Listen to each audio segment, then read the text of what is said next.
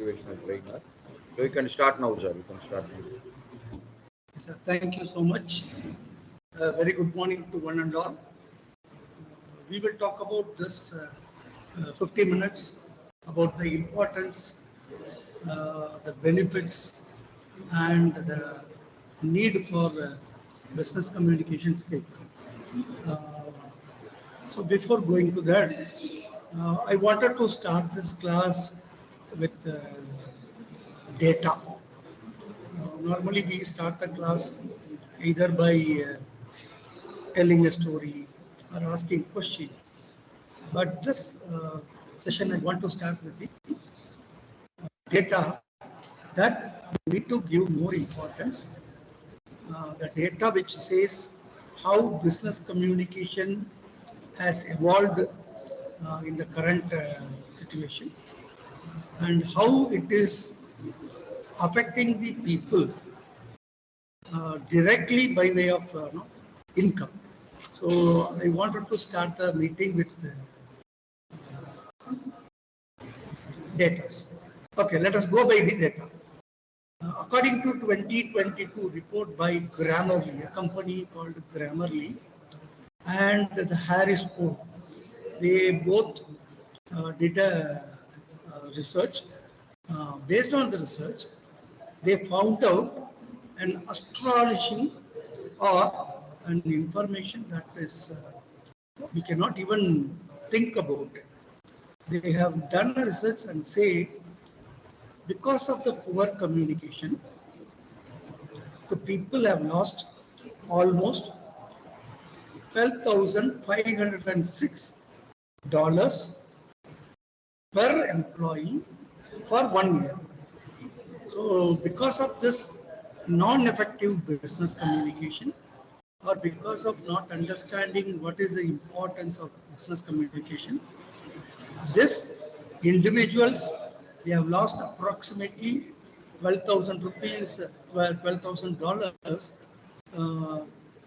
That has incurred a loss to the company, and they have found out that this number is growing annually. So it is becoming more and more headache, or it is becoming more and more a cost to the company.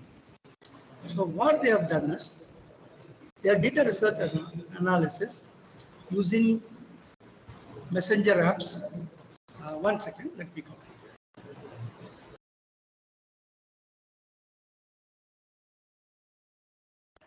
Dear participants, kindly be patient. The resource session is back. Sorry for the inconvenience. I already informed you after the second session, 11:10, you will have your feedback session. So each and every participant has to switch on their video because you know that it is all recording. So you have to provide your feedback. After that, we will have the validatory. We will wait for the dignitaries to join. I already mentioned that dignitaries from DST will be there. The observer will be there. So kindly be cautious and provide your feedback. Switch on your video. Otherwise, your certificate will not be generated by DST based on your attendance and based on your feedback. Only the certificate will be generated by DST. So please, I already send all the messages through the WhatsApp. So kindly please be cautious and provide your feedback. Otherwise, we are sorry, we are not responsible for your certificates. The certificates are all generated only based on your data. It is all generated by the DST observers and other the team. Then just you will provide the certificate through WhatsApp. That's all. So kindly please be aware of it. Thank you so much. I have to appreciate during even there are a lot of cyclone and still the affection, lot of people are affected in Chennai. All the some of the participants have joined on time. So thank you so much for your commitment. Another 3.5 hours we will stay back with the same commitment and we will successfully complete the program. Thank you so much for your kind cooperation. Thank you. So just we will wait. Our resource person will be joined within shortly. Already started his session due to some personal issue. He has been left out, but he is still in the session. Only I switched off his video and so sir is back. Sorry, sir. No issues, sir. No Sorry, issues. sir. There is a technical error in my No system. issues. No issues. You can carry on. Uh, Only thing is Sorry, sir. there Thank are you. a lot of disturbance in your voice. Disturbances. Yes, sir. Yes, sir. Surrounding. That's why I'm just checking. Just give me 2-3 minutes. No I'll issues. again reconnect it. No issues, sir. No issues.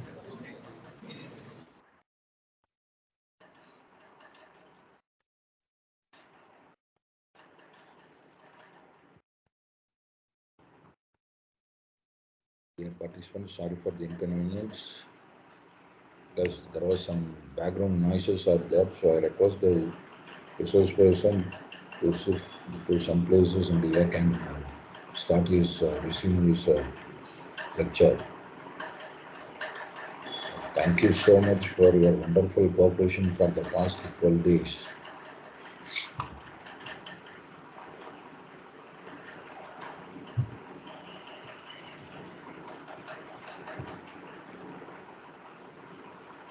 Anybody from Chennai, please kindly take care of yourself and be safe. Is it okay now, sir? Yes, sir, no issue, sir. Thank you, sir. Thank you. That day there was no issue, but today I am into a college where I am getting some signal drop. Some boys are in the next room, they are making some things. Okay, sir. Still there was Very good morning once again. It will be there submitted, but I need to adjust. no issue, sir. Or I can go to the next room or the lab and I can do that. Give me No 2 issue. minutes, sir. No issue. Possible? Yeah. No, no issue. You can carry on.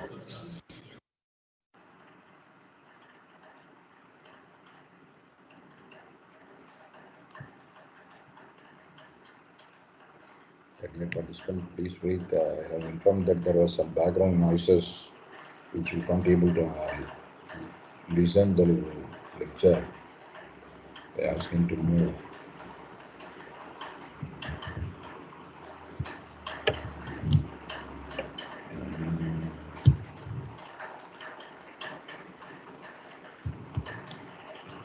I hope you all know the seriousness and you will continue your feedback. Kindly don't miss it because in last session 4 or 5 participants have not submitted their feedback, so their certificate has been rejected. So sorry for the inconvenience. So please be alert. Please be alert. We have already alerted you.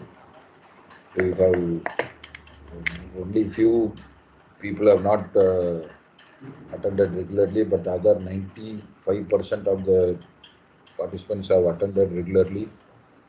Sir, you can continue, sir. No issues, sir. It is okay. I have come to a different room. Yes, sir, you can continue, sir. Sir, Thank is it you. okay? Yes, thank you, thank you. Thank you, sir. I was starting with the data. Sorry for the inconvenience. No problem, sir. According to the 2022 report by Grammarly and also by the company called Harris Poll, they did a research, and based on the research, the outcome result was because of the poor communication, every individual employee incurs a loss of $12,506. That is for one employee. For example, let us say the company is having some 20 employees. Think about the magnum or magnitude of the loss. This number is also continuously growing. So what they did is they did again a deep research. Based on that, they came to know that people are widely adapted to communication channels like WhatsApp Messenger, or Facebook Messenger, something like Google Drive, and they use a language which is not at all no, related to the intended message.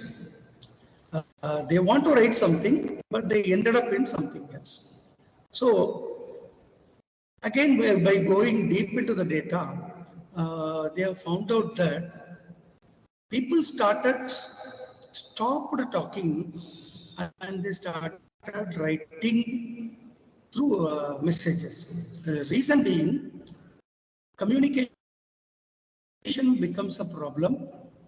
So they don't want to communicate orally, whereby they commit some kind of mistake.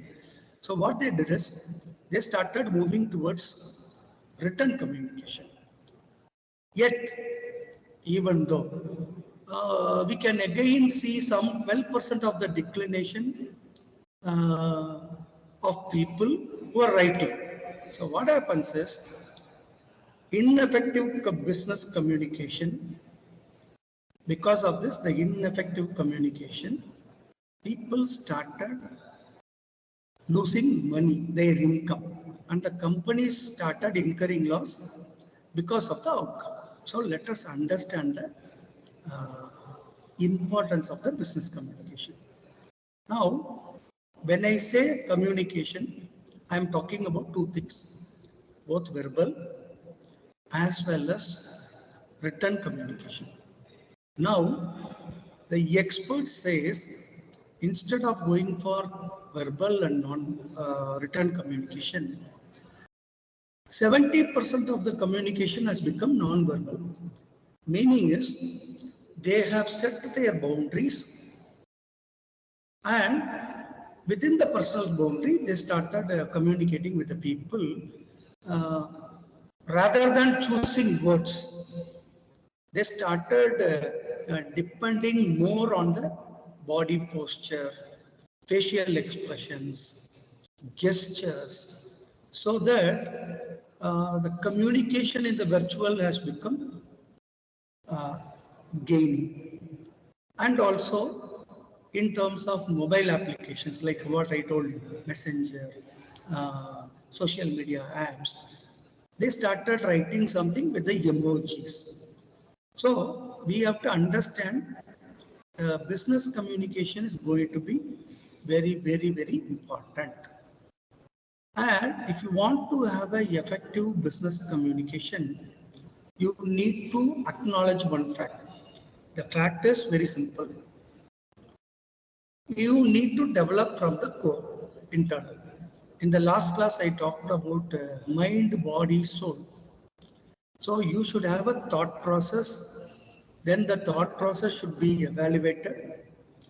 After evaluating the consequence, you need to deploy into the audience. That is nothing but we need to respond to them. So what my whole idea here is to say, business communication should be effective.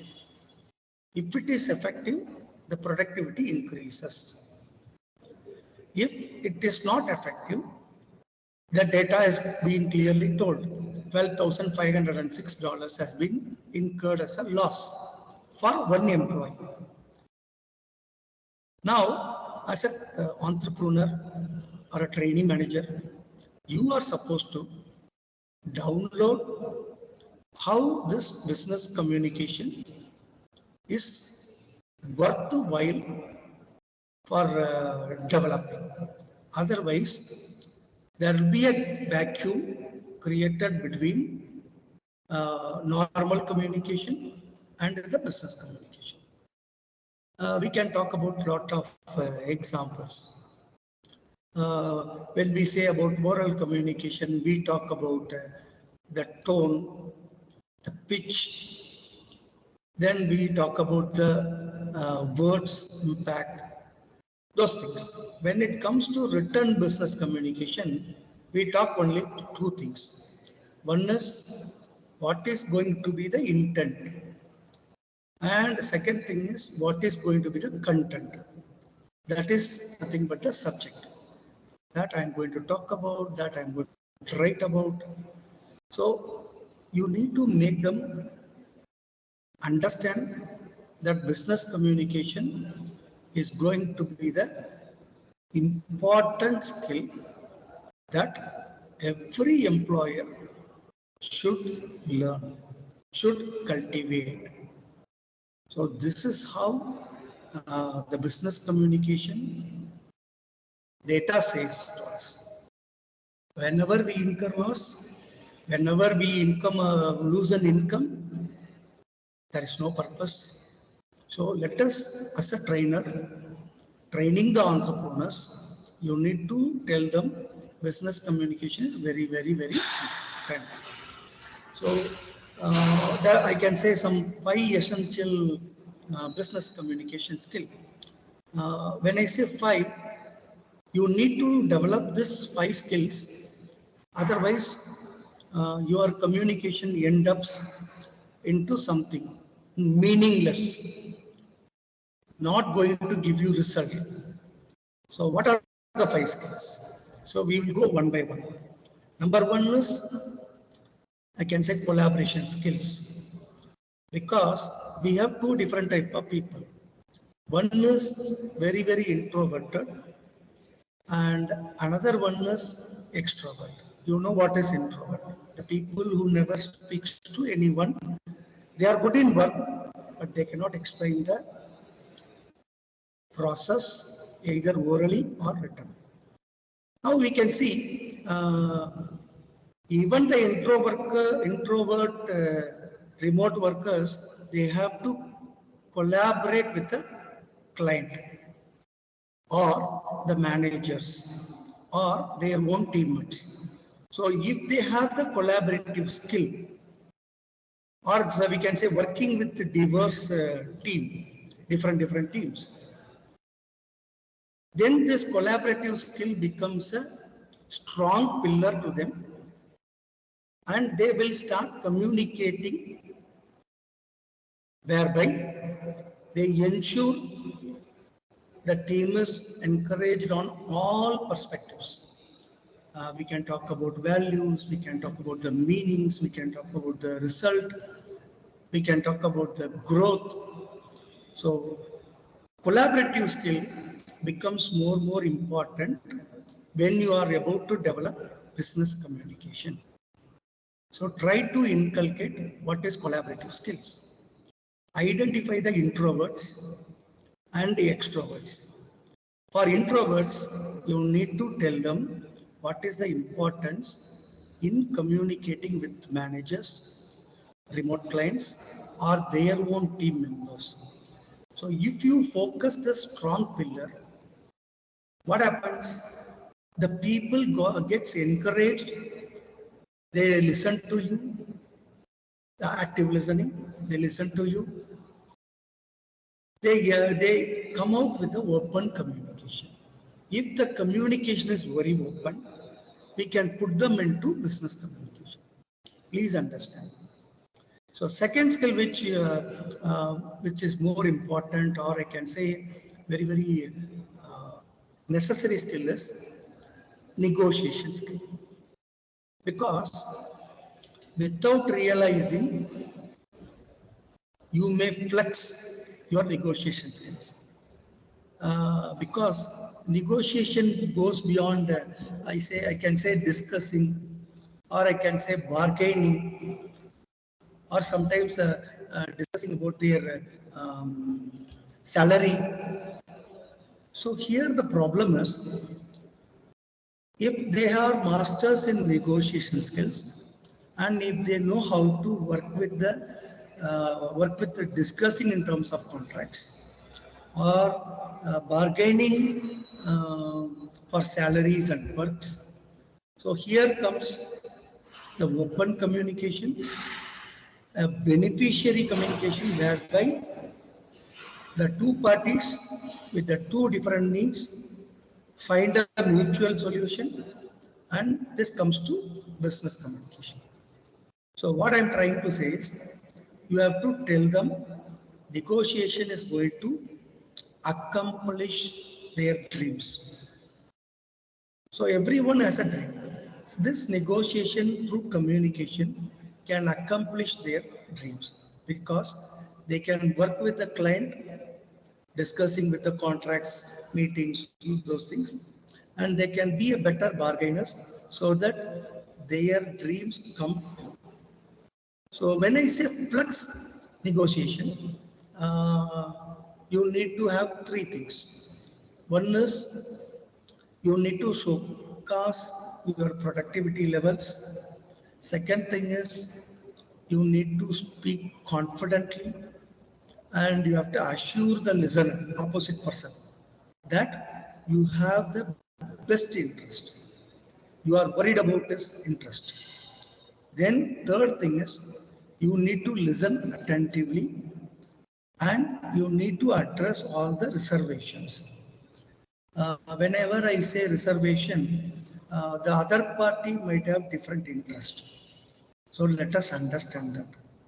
So negotiation is becoming second important skill. Third thing is presentation skill. When I say presentation, it includes audio quality, that words quality. You can use the words with the different tones, different pitch, and because even the pronunciation matters. You might have learned this. There is a word called contest. If I give a stress to one particular letter, then it becomes contest. Then it becomes to participate. If I say contest, it becomes a place where everyone is participating. If I want to say you contest, you participate. When I say contest, it talks about a different thing. One word, when the stress is given at different places, the meaning changes. So whenever you present, you have to work out with the effective presentation because the audience can grab the message what you are trying to say. Our intention is to deliver the message correctly. Here, I am talking about one thing. I know something, but if I want to make them understand that something, you have to make them an active listener and you have to make them grab the exact meaning. Otherwise, your presentation becomes a waste. So give importance to give importance to pronunciation. Then you need to give importance to communication styles. There are so many styles. You can start with the story, you can start with the data, you can start with the presentation, you can start with asking questions, you can do some kind of mono act and ask them to interpret and tell the meaning. There are so many ways that you can start the presentation. When in a business presentation, you can use this skill along with, there is something called as infographics, which means the visual images speaks more than the actual words. It gives more meaning rather than the words. So try to use visual designs in a appealing manner. Use infographics so that they can understand the point what you want to tell them. And you need to work on the non-verbal communication. The way you stand, the way you clap, the way you encourage them. Then you need to do this, or I can say you need to practice at least 10 to 20 times so that you can make a positive impact before the audience. Even your the level of delivering the words, speed, I'm talking about the speed.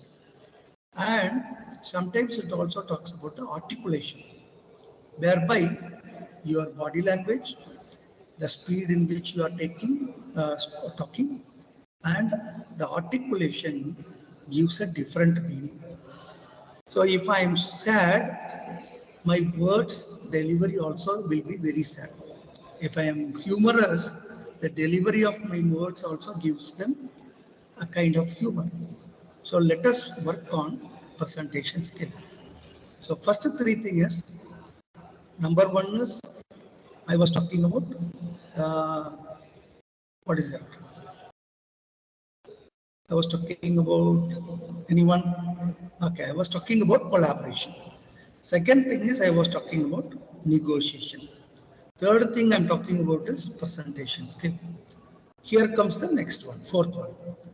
Here I'm talking about listening skill, the supplementary of any communication, because while speaking and while writing, you may come to know, okay, I need a strong communication. But in office, you are working with a team, regardless of the uh, individual. So when you are working with the team, there comes the listening. It plays a major role, because if you have the passion to show them you are a strong listener, the team will come to you very closer. And the decision making in the team, so that our business communication goes on. The decision making in the discussion can give more meaning. And also I can say, if you are an active listener, you can able to exhibit the empathetic skill, that what the other person is thinking, and can you able to identify his emotions, and you can make the person feel confident, because you are learning listening to him with empathy. Then you can share your opinions and ideas, so that they also take your ideas points into your own message. Here what I'm trying to say is, the intention, the tone, what you want to download them will be received as it is, because you are caring for them and you are helping them to take a decision, and you are expressing that you are much open to them. Meaning is, the strong communication is being taken as it is, whereby the listening skills are important. Right. So here also you need to focus with the trainers, your entrepreneurs, so that they improve their uh, listening skills. Thereby there is a chance that their communication becomes better. And the last one, it is about feedback skills. Whenever I say feedback, there are two ends. One is you can offer feedback to them, or sometimes you have to receive the feedback. Whenever I say feedback, it is nothing but a criticism. It is a criticism about your professional matters, not the personal one. So whenever you give a feedback, maximum or maximize your feedback in terms of constructive feedback, so that the people who are receiving the feedback will have a room to improve, and they know if you are giving a feedback, they are getting something valuable. So ensure the feedback content is more clear, not absurd. Let it be very clear. And I can say, whenever you give a feedback, it diminishes the trust, so that they become more bonding to you. And also, morally, the feedback will increase their self-confidence. When I say self-confidence, the honest, constructive feedback will have an idea. So the people will have trust on you, and they will have a confidence, increased confidence level, so that the communication becomes so effective. I'm talking about business communication. So feel criticism, make them understand, feel the criticism valuable in terms of professional and less valuable in terms of personal. So these are the 5 important skills you need to understand, develop, practice so that your business communication becomes better. So I'll tell you some, or I can say you 6 effective business communication techniques. These techniques, I don't say these are the only 6 techniques, but these 6 techniques can improve your effective communication or effective business communication. But whenever you begin the communication, you should know your audience. If the audience have zero knowledge, start from the scratch. If the audience are knowledgeable, tailor your message so that it is suitable to the audience, or tailor your message based on the subject, or tailor your message based on the interest of the audience, or you can tailor your message in terms of their motives. We have discussed about achievement motivation in the last session. So now you can hang around, tailor your message based on the motives. So this is number 1. So you should know your audience better way. Then construct your message on these 4 or 5 things. Then coming to the next technique, you have to adapt the message. Meaning what I'm saying is,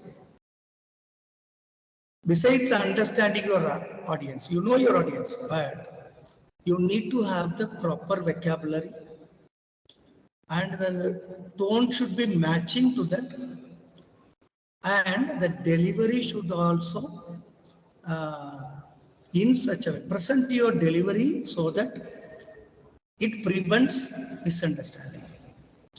You might have understood what I am saying. Whenever you speak, you need to set your vocabulary. Second thing is you need to maintain your tone and you need to deliver for each and every situation so that this prevents misunderstanding. Otherwise, I can say you can avoid leaving a bad impression, or I can say you have to read the entire audience room based on their non-verbal cues, then you need to come out. Otherwise, this may become uncontrollable, or I can say it creates a sense of humor, and they also try to mock at you. This is not should be done. So know your audience, then you need to adapt the message so that a misunderstanding does not happen. Third thing is you have to control your emotions. When I say emotion, in most of the workplace situation or in our professional workplace, the common thing happens is we get into co-worker conflict, or we are frustrated in front of a client when there is a stressful situation, because the co-worker conflict can result into emotions. It affects our emotions.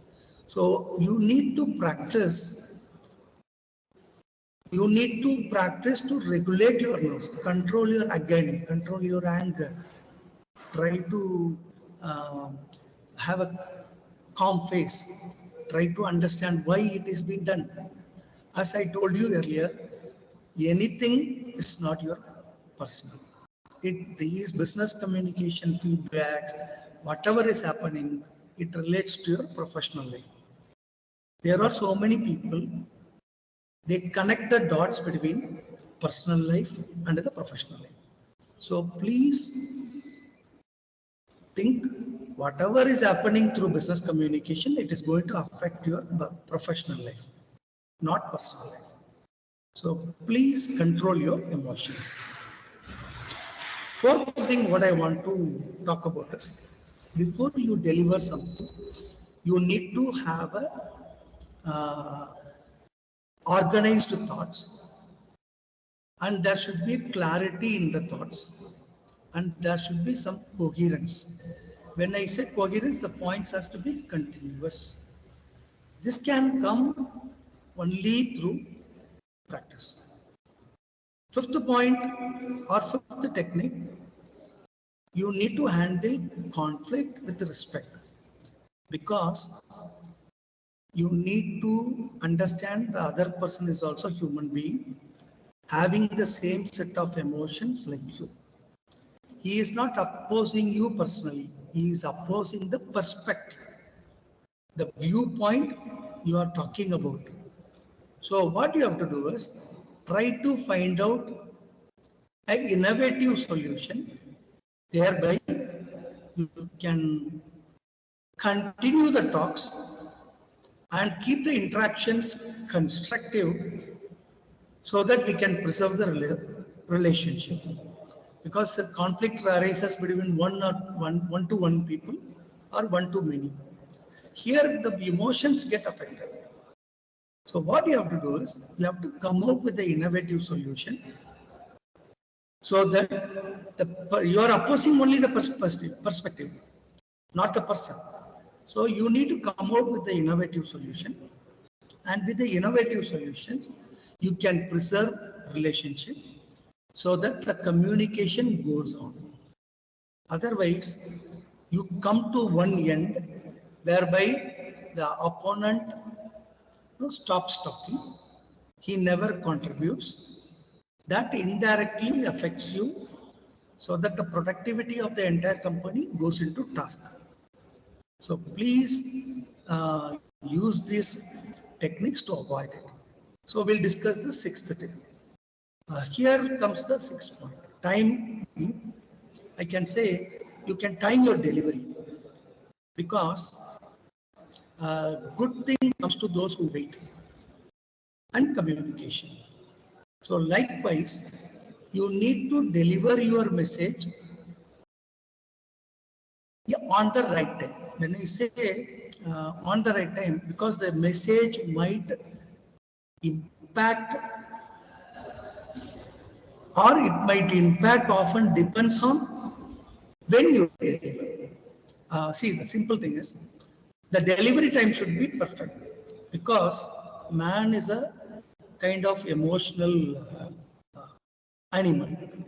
So if the emotions are perfect, you need to communicate properly. You have to wait for the right time. Otherwise, what happens is the impact of your communication goes into task.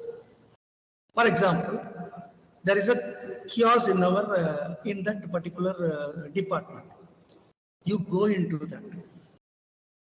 Can you get a criticism of positivity? No. You get negative criticism. And there are chances people might get into communicational quarrel, whereby they lose their relationship.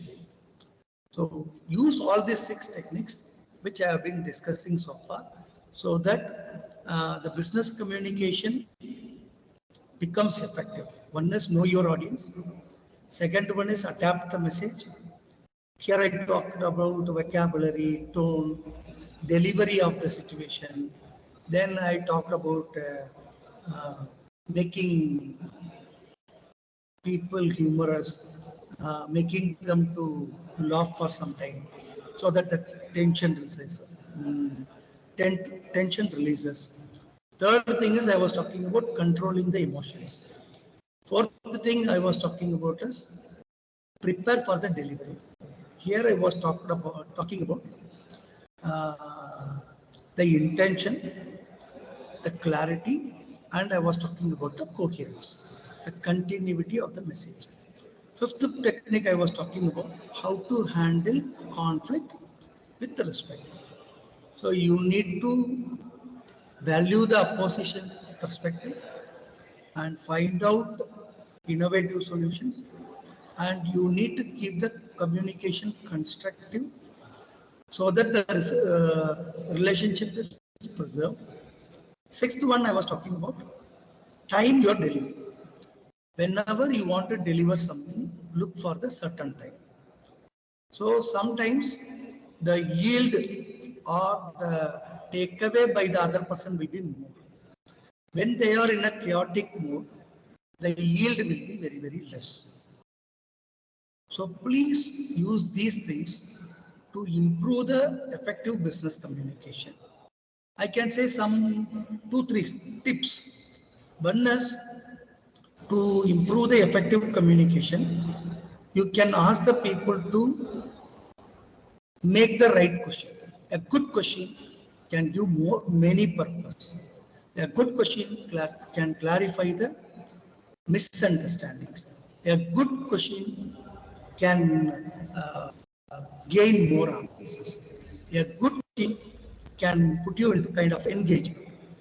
A good question is a sign of interest. So always try to ask some different questions, encourage the people to ask questions so that you express your engagement. These questions has to be frequently done during business communication. And another tip I can give you is, when it comes to public speaking, it is better to raise the hand, take the advantage of the opportunity, so that you are given an opportunity and you can present your ideas. These things you need to make the people understand. As a trainer, you need to, or a teacher, you need to make them understand. Then teach them how to show gratitude, a little thanks. That motivates everyone. And sometimes I can talk about this tip. Put yourself out there. This is something related to the empathy. Whenever there is an interaction, please remember there is a chance to improve the business communication. And you need to understand you are expanding the network. So what you have to do is, you need to work out a different communication skill for different people. If a person is introvert, you need to develop a communication so that he also becomes an extrovert. For an extrovert, he talks so much.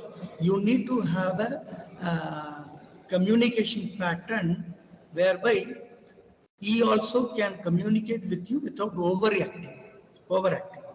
So now you need to develop, put in yourself, you need to develop different types of communication so that the communication, business communication goes on. When you train the people, ask them to mention this on their resume. Otherwise, it becomes difficult. During my class, I told you about the research of World Economic Forum, whereby the employer's primary lookout is communication skill. Now, it is an advanced version of the communication. So ask them to put it in their resume so that the people gets hired. For example, I can say, I negotiated with the vendor, leading to some percentage of increase in profit, or he can opposite way he can write, there is a decrease in the expenditure. You need to understand this, otherwise it becomes difficult. So the business communication plays a major role. I can go on with giving some example. Emails, you can talk about email etiquettes, you can talk about telephone etiquettes, followed by you can talk about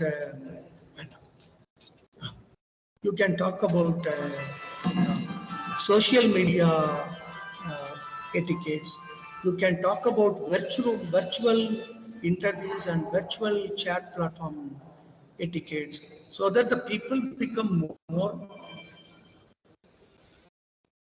accommodative, and they become more participative, so they can do a rehearsal, then they can come back to the normal business communication. With this, I wanted to end my session. If there is any question, you can raise me. Looking for the questions. Thank you so much, Mr. Subbiah sir. Any questions? Mr. Subbiah sir clearly mentioned. Thank you. Asking questions, it shows the interest. So we will see how many people are asking Yes. questions. So dear participants, now you can interact with the resource person.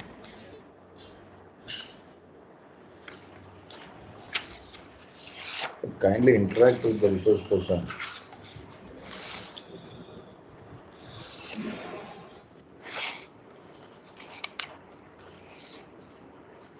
Morning, sir. Good morning, sir. Yes, sir. I'm audible? Yes, sir. You can go ahead. Anthony, No, sir. sir. Anthony, sir. Yes, you can. Yes, yeah. Yeah, you can go ahead, sir. Thank you.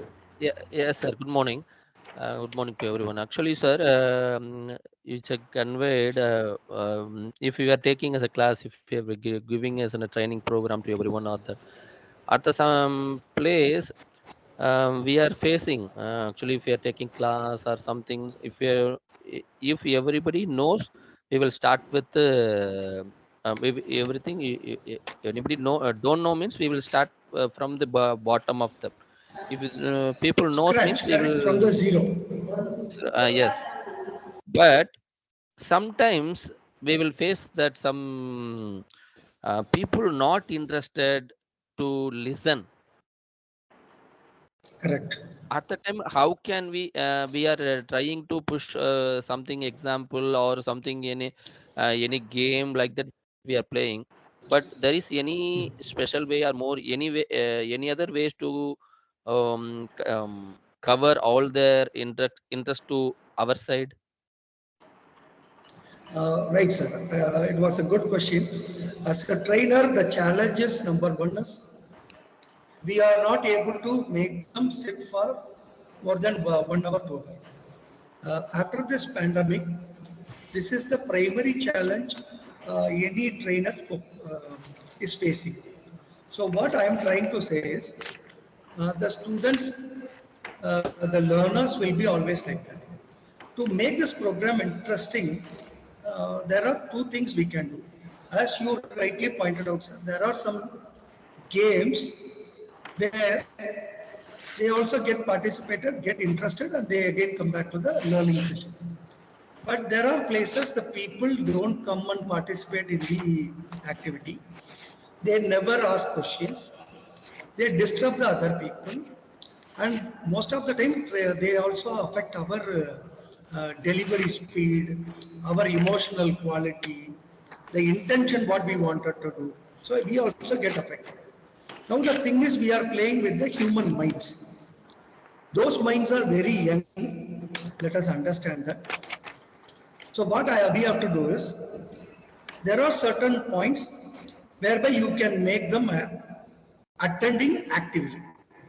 One point is, you need to encourage them. What is the benefit of asking questions? Second point is, you need to make them ask questions. Encouraging and asking questions is going to be the first point. Second thing is, the answer should be given by the students, not by us. Those who have understood well, you can bring them forward, make a small appreciation, celebrate. You ask him to answer the student.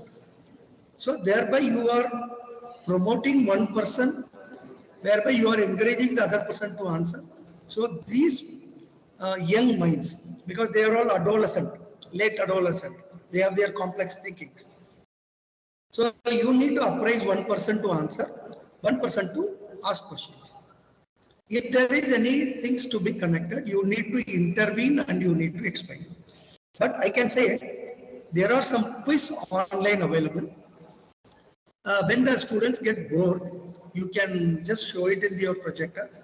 ask them to participate in the quiz. Second thing is there are some cue cards.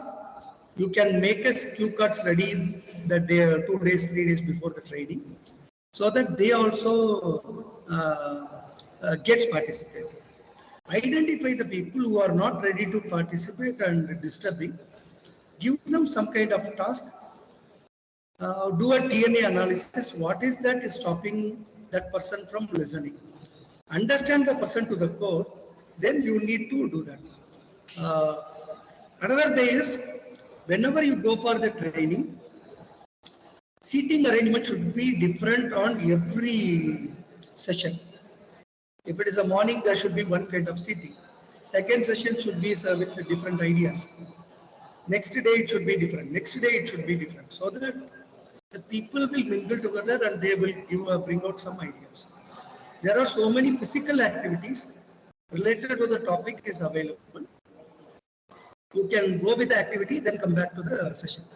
Ask questions, somebody to answer, come back to the session. You need to break your training into portion by portion so that everyone gets attentive. They are paying active listening. It is becoming a challenge. I can accept it. I don't say 100% it will, but this will take you to some 80 to 90%, whereby your classes becomes interesting. That is the only way you need to cope up. But the current people, those who are studying first year, second year, they are into the normal mode, so you can control that. There is no difficulty. With the present final year, you will have this challenge. Right, sir. Any questions you can ask? Thank you, sir. Thank you so much. Actually, all the suggestions you have done, delivered. No, actually we will do that only. But most of the time we are not as a 100% participation. We will not succeed at That all will be times. there, sir. But That will be there, sir. thank you, sir. It Thank depends you so upon the much. audience. The purpose of the audience is not being defined. They will be like that. Because we are dealing with students, it will happen like that. Thank you, Yes, sir. Subhash. Yes, sir. Very good. Thank you, sir. Thank you. Thank you. Thank you, Thank you Subhash. so much. Thank you. Any other Thank you. questions from the participants? Any other questions from the participants? Am I audible to you, sir? Yes, sir, Dr. Saravanan, sir, you can go ahead. Morning, sir. So I wanted to register one question here. Sir? Just a minute, sir. The speaker is speaking to somebody else.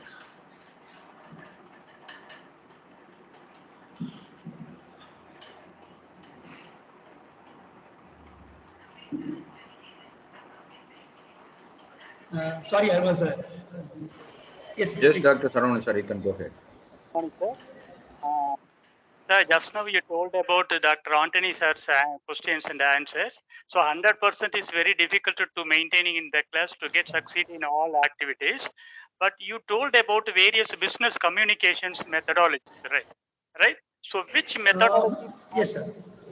Methodology we have to adopt to get control over the class, and because always we are getting some success. Is there any various levels of communication is there, sir? No, sir. There's no levels, but the program outline is simple.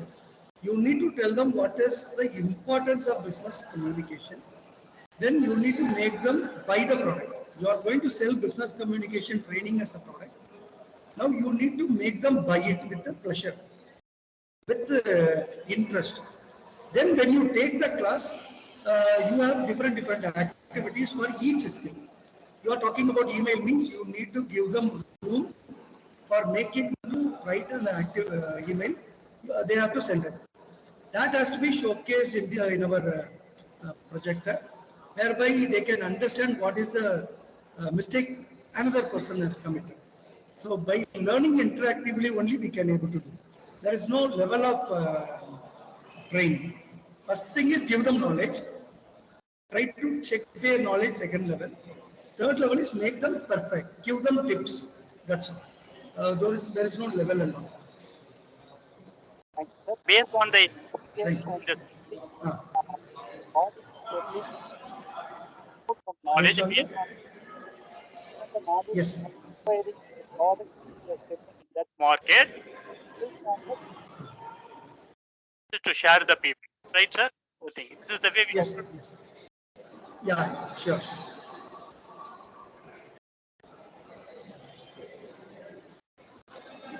Yes, sir. If there is no. Go ahead, sir. Go ahead. Go ahead. If there is no question, I can take a leave. You might have second session also. No. I'm having a very big question. Yes, How sir. to manage these kind of participants in online? We are facing No chance, sir. we are facing lots The of upfront answer is no. well, Correct, sir. The upfront answer is there is no control in online because we cannot able to read their emotions. We cannot able to see their face. So there is no possibility on controlling people online. That we have to accept it and understand it. Second thing is, when you do online, you can create a group of people, make them discuss in the group. You can just get into the group, see there what their people are doing. If the discussion is going healthy and productively, we have to think students are participating. If the discussion room is empty and nobody is there to talk, they are doing some other games, we cannot control it. We don't prefer online training for the first time. When you download the knowledge for the first time, go for offline. Second level of training can be online. It could be a question clarification session. It could be an enhancement of knowledge. It could be some deviation from the current training.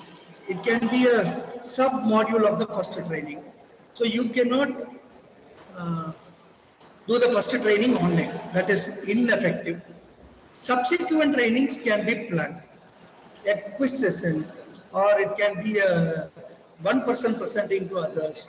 We can give them freedom to present it.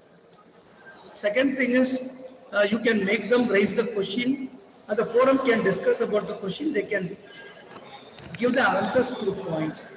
These things can be done. So I always prefer offline. thank you so much, sir, for your wonderful session. We will meet in some other program, sir. Thank you very much, sir. Thank you. Thank you. Dear participants, the second resource person has joined with us. The second session will be legal formalities in an enterprise. It includes Factories Act, Provident Fund and labor laws, etc. Is going to be delivered by Mr. Sadayapan Subramanian, founder and CEO Audit Works at Tirunelveli. Sadayapan sir, you can start the session now. You are most welcome, sir. Thank you, sir. Thank you, sir. Morning, sir. Thank you, sir. Good morning. Yeah, very good morning, sir. Very good morning to everyone present here. In spite of everyone's busy schedule, you have all come over here to just learn something very much required for the society right now.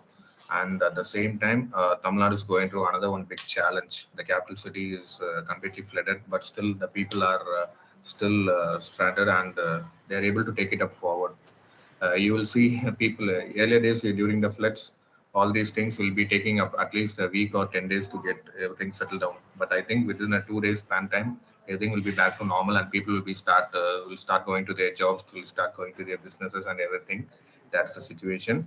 So just at this point, I'm proceeding over to my session over here. Yes.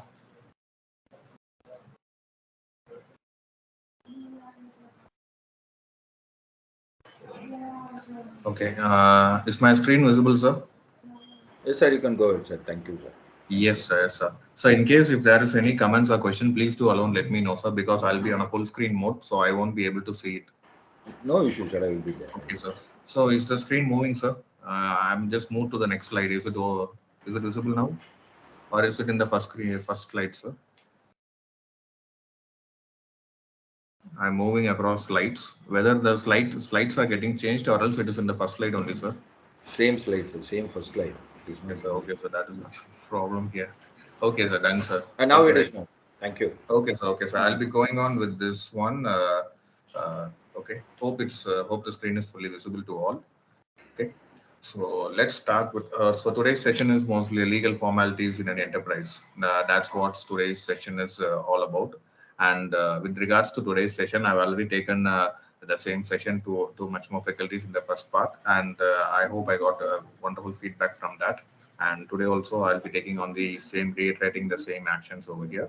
So to start with, I'll be just going on with the basics. Basics means not the ultimate basics, but which are the necessary basics, which needs to be which needs a clarity to all. Mainly with all our professors and teachers, this clarity is highly required. Highly required. That's what I highly feel.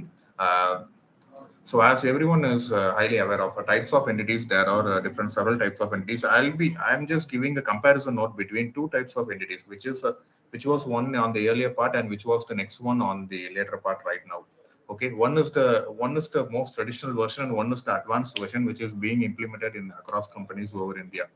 Okay, first one I'll just start with the single person thing. Yes, as you all are highly aware, sole proprietorship. Wherever you see whichever business model you see, this is completely of sole proprietorship, right? So, which is of sole proprietorship. Sole proprietorship, as you all are highly aware, sole proprietorship is the most common and most traditional business model which has been practiced in India. It is run by the single person, single proprietor. He is the single ultimate decision maker. He will be all in all into the complete enterprise, and he will be holding all the profits, and he obviously has to bear all the liabilities. Okay. There is a difficulty in sole proprietorship which many of them are not aware of. Okay, kindly make note of it. That is the biggest thing, which is that when you are in a sole proprietorship and when you are taking a GST or some kind of a business registration, something, the ultimate registration number which you give is your PAN number. The PAN number will be that of that proprietor.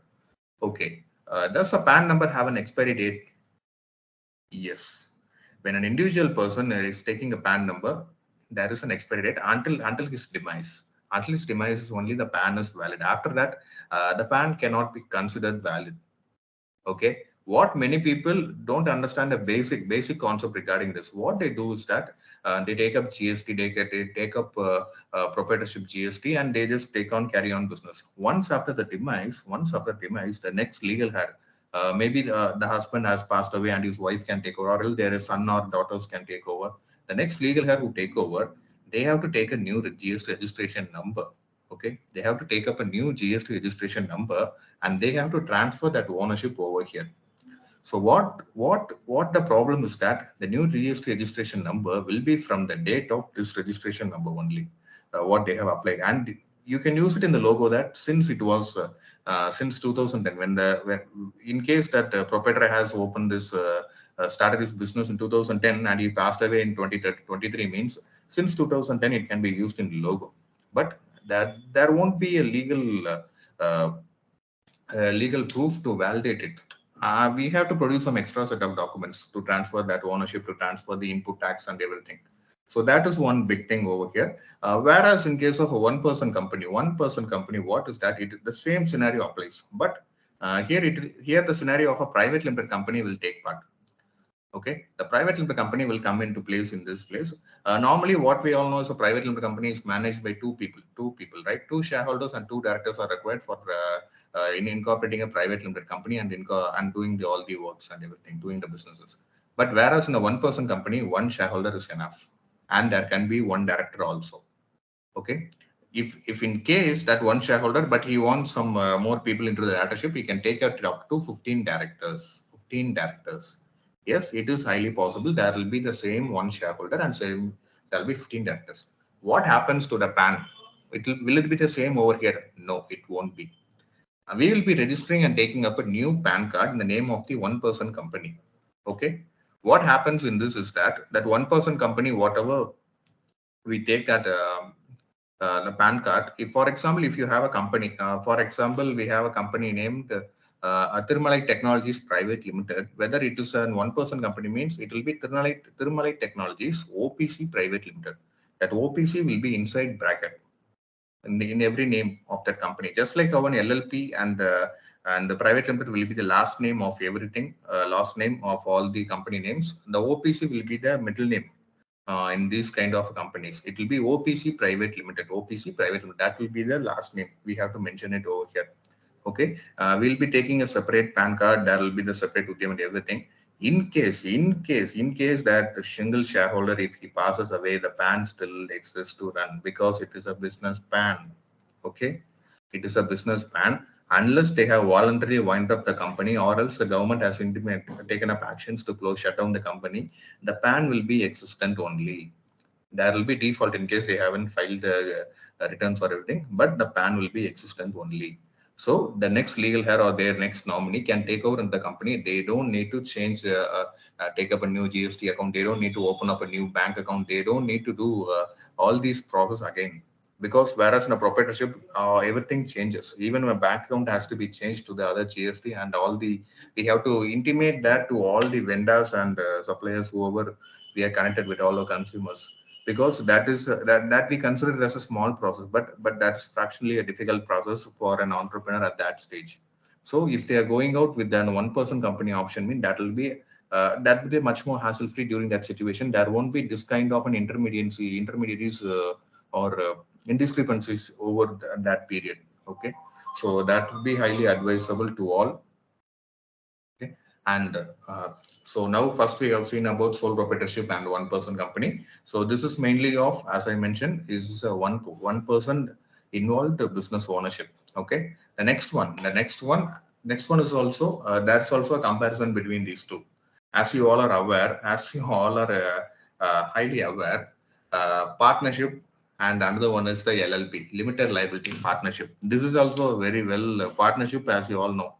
If they ignore proprietorship, then next option is partnership, right? They'll be taking up the partnership. Then what's up in that? So they can take up the partnership. The partnership will have a separate PAN card, and the partnership will have separate registration. The partnership will exist even if a partner dies. The partnership will exist. Just the deed has to be revised, and another partner should take up his place. So that doesn't require this to be done. Okay, so this as you all, the partnership is the left side. On the left side, the partnership, what I mentioned, is all and everything the same thing, whatever you all are highly aware of. And we have to file income tax returns every year for partnership, and monthly GST returns as and wherever required. So that needs to be filed. The next thing is limited liability partnership, which is the advanced version. I would say partnership as a feature phone, and the LLP as a smartphone. Okay, partnership is a kind of a feature phone. That is because it has all the basic necessities what a phone needs to have. But there will be a minimalism will be there. Okay, that is interface with the partnership, and this one LLP, we have some flexibility, more than partnership but lesser than private limited. There is a flexibility in limited liability partnership. That same limits happen. Minimum 2 partners should be there, and it's a cost effective. We have to obtain the registration for the MCA, www.mca.gov.in. Whereas in partnership, we'll be registering it with the state government, whereas LLP will be registered with the central government. Okay, we'll be obtaining the DSC, we'll be obtaining the DIN number, and we have to choose the name. The process is completely different, whereas in comparative to a partnership, the LLP process is completely different. But but after post incorporation, that compliances will be there. But this LLP can take up some investments from investor. Okay, based on the contribution what that investor is willing to invest in the company. The same applies to partnership as well. But the main thing which is involved in this is that partnership is basically considered as an unlimited liability. The liability is not limited. As you all are aware of the unlimited liability thing, when you take up a loan or something, in case if you're not or able to repay the loans and everything, the partnership, and you are also planning to close the partnership, then the bankers or creditors what they can do is they will be they have the right to take over your personal assets as well in this partnership thing, because that is a legally thing. And this was a problem which was highly considered, because this partnership act which we are aware of was enacted in 1932. Just think of it, 1932, and we are 2023. It is highly around 91 years or something. 8-9 years. So that is what this 91 years is a year-old act. This is. Whereas in LLP, which was enacted in 2008 only, government considered this challenge in it, and they just brought in this limited liability partnership. Whereas obviously the liability of the partnership will be limited in this limited liability partnership. And the next big thing is, in case of a limited liability partnership, is that partners need not worry about taking over their personal assets, because in case they get defaults.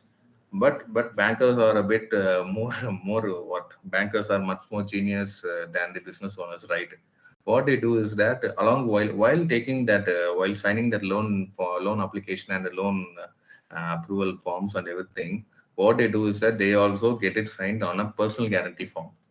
You'll also have been seen a booklet for that loan application process, and in between there will be 2 or 3 sheets which will be inserted, and we'll be also requested to sign over there. Okay, and that comes up this what personal guarantee. And obviously when you give the personal guarantee, the bankers can, in case the business assets are not sufficient enough to close the loans or debts of the company, and they can also take up a part of the personal assets. That has become a common usual scenario in today's world. So that is one kind of thing.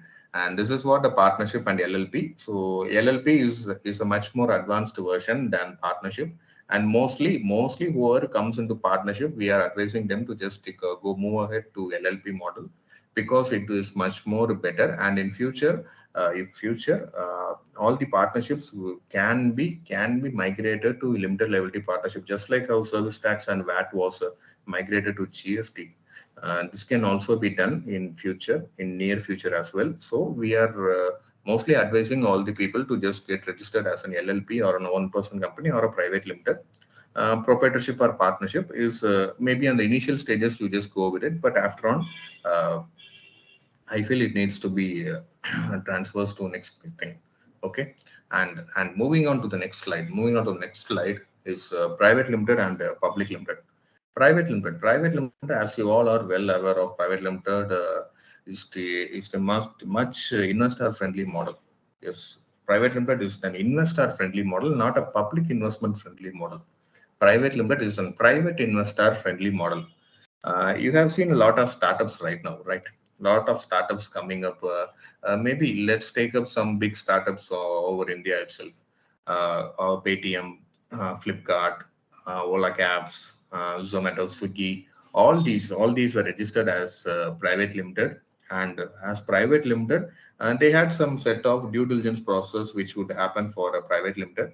And once following up with all those due diligence processes, okay, once following up with all those due diligence processes, what next will be done is that, and they can approach an investor for an investment. The investor looks across the books of accounts of all the private limited, and he'll be appointing a separate due diligence auditor for that.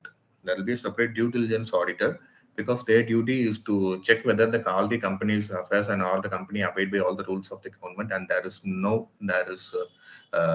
discrepancy or anything else in the company, because he's investing into it, and he just wants to make sure that his investment is safe. So this happens even for an investment of 10 lakhs. This happens even for an investment of 1,000 crores and everything. So this is the scenario. So that's how they have all taken up this kind of a big higher level of amounts. Okay, the private limited has been the investor friendly model, and private limited has been the talk of the town for the past 15 years. Right from 2008, private limited globalization happened. Private limited has taken up a big surge comparatively to before private limited. And the private limited process, as we all know, we need minimum 2 shareholders, 2 directors to be the company. The shareholders and directors can be different persons. Okay, it is not required that the same shareholders should be the directors in the company. It can be different, and the private limited can also have a foreign shareholder investment, foreign shareholder in the company, and foreign director in the company as well. Private limited is much more user friendly in that way. Okay, and the private limited, what we all do is that we apply for the name initially, and then what next is the digital signature process. Digital signature, I hope you all are aware of. I'm just showing it in the screen. This is a digital signature, by the way.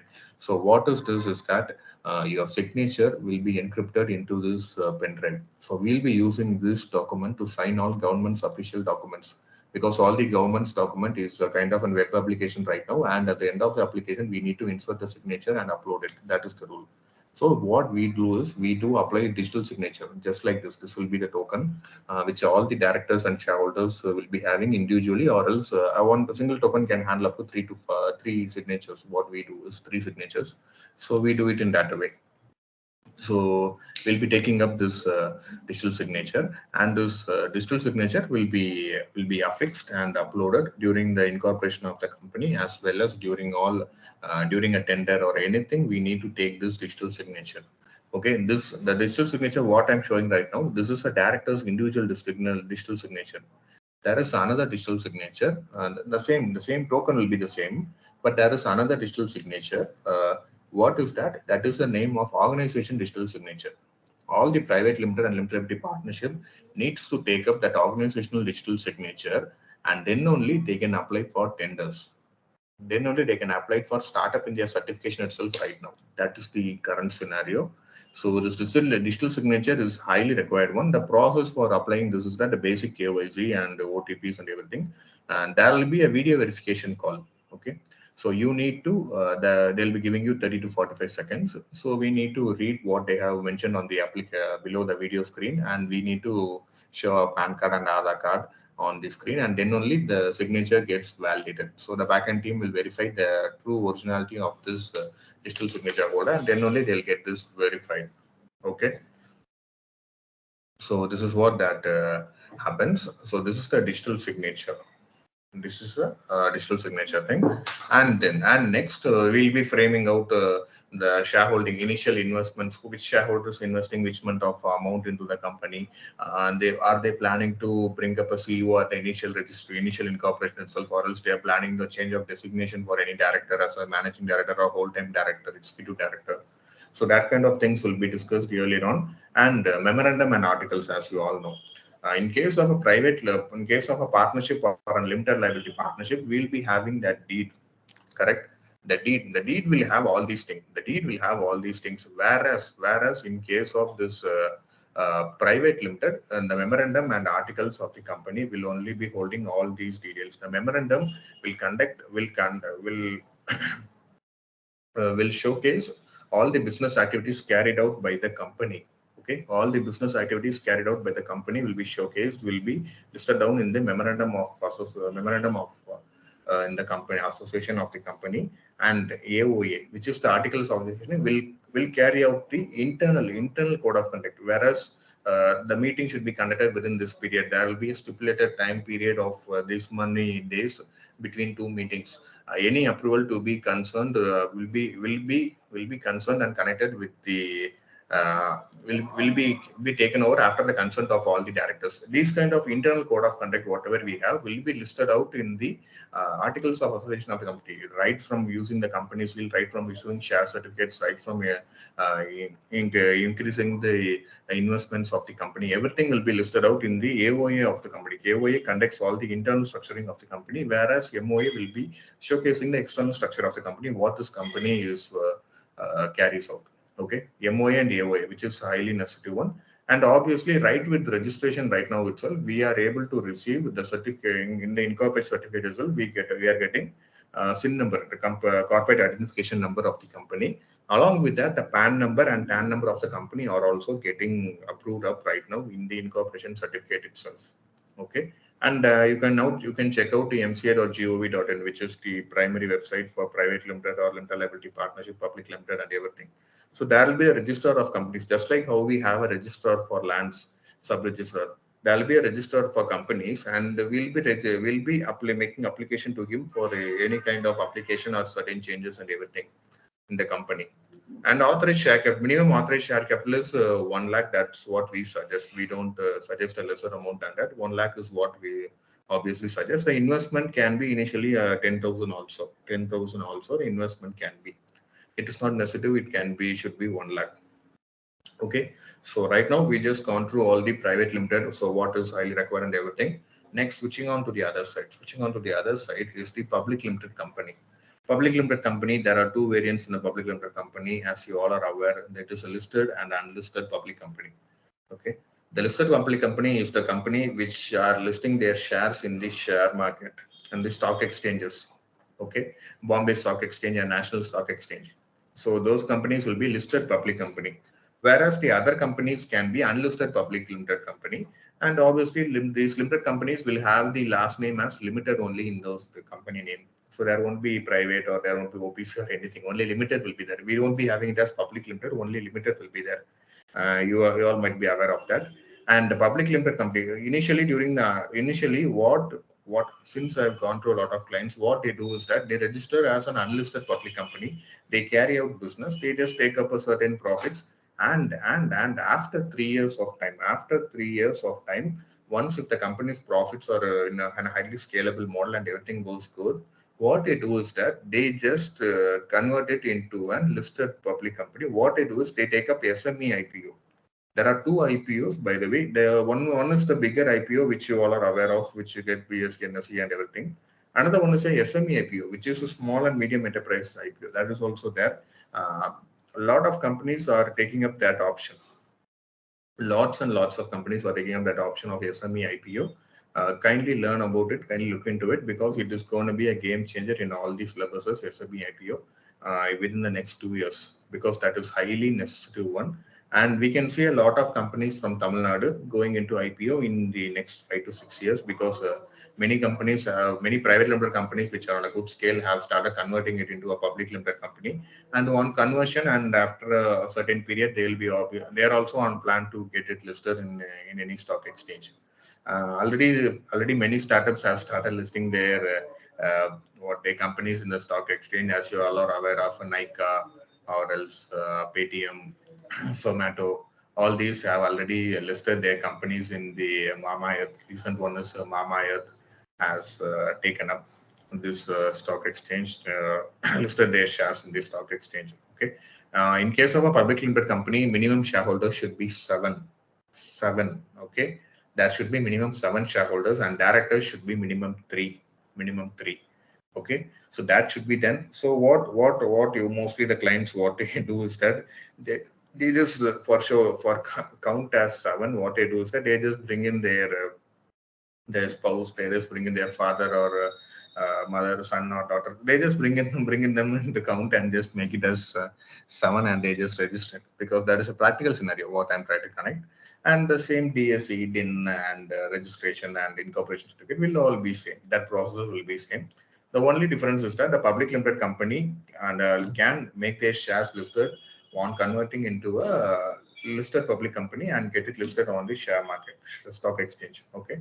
Unlisted public company and listed public company. These are the two differences. And listed companies have lots and lots of compliances. Those compliances are very well or will all be connected with the SEBI listing regulations is highly there, and all these companies will be following this up very well. And if they don't follow it up, there will be a crucial penalization for all those companies. That's one big thing. Okay. So right now I have given all the 6 types of different types of entities, whatever which is being carried out right now, as you all are aware of. And these are the different 6 type of enterprise. So I'll be just reiterating this. Okay. So first is sole proprietorship and 1-person company, and the sole proprietorship has minimality, and the 1-person company had some extra mileage can be taken up in a 1-person company. The same applies to a partnership and limited liability partnership. Partnership, the liability is concerned is unlimited, whereas the limited liability partnership liability is limited. But even though the bankers will be taking up a personal guarantee, and they will also considering as an unlimited, and this is the scenario. And next one is private limited and public limited. Private limited is an private investor friendly model, venture capital friendly model is a private limited company. Public limited company is a public investment friendly model. Public investment friendly. And in case of a listed company, there will be a lot more compliances, which will be so check out SEBI websites for that, because there will be the list of compliances, whatever needs to be followed in a listed company. That's the scenario. And next big thing is that GST registration. And as you all are aware of, every entity and every enterprise holds GST. GST is highly required. The basic turnover limit for GST for services is 20 lakhs. Whereas the basic turnover for a business or a products trading business or anything else, a manufacturing business, everything is 40 lakhs.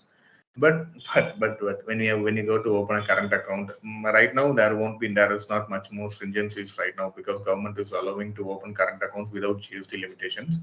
So earlier, when you are going to approach a bank for opening a current account, what they do is that just bring your GST number. We need to check it and we need to get it, and that's all. So that's what they usually do. And GST, and this is the eligibility for GST, as I mentioned, that is the basic turnover. The GST will be taken up on across the PAN number of the concerned proprietor or partnership or limited liability partnership or private limited or public limited. The applicant will be the type of entity based on the type of entity. Okay. And gst.gov.in is the primary website for that. There are different types of GST, as you are aware of: IGST, SGST, CGST, and UGST. IGST is the which IGST will be issued in the invoice when the sale is made between interstate. So when you're in case if you're selling from Madurai to Cochin, means you have to imply only IGST. You shouldn't do CGST or SGST. Okay, that is the main thing. IGST, in case of IGST, we have to be doing it in this way. So we'll be charging, for example, if invoice status at 1 lakh, means the 1 lakh at 18%. The 18% should be charged against IGST only. We should not break it down into CGST or SGST, because it's an interstate sale and IGST should only be there. Whereas it's an intrastate sale, that is within the state limits, means then we can charge CGST and SGST itself. Okay, so that same 1 lakh and 18% mean that 1 lakh 9,000 for SGST and 9,000 for CGST will be issued in the invoice, and the client will be paying up an 1 lakh 18,000. Okay, so that's the bigger thing. And UGST will be charged replacing SGST in union territories. Okay, in union territories they'll be charging up UGST only. That is the thing. In case of this thing, I'll be just touching up another one point. Recently, I had explained another one thing to some women entrepreneurs. So I'll be just bringing up that same Excel sheet to you. Okay, I'm closing this and opening up that sheet for you.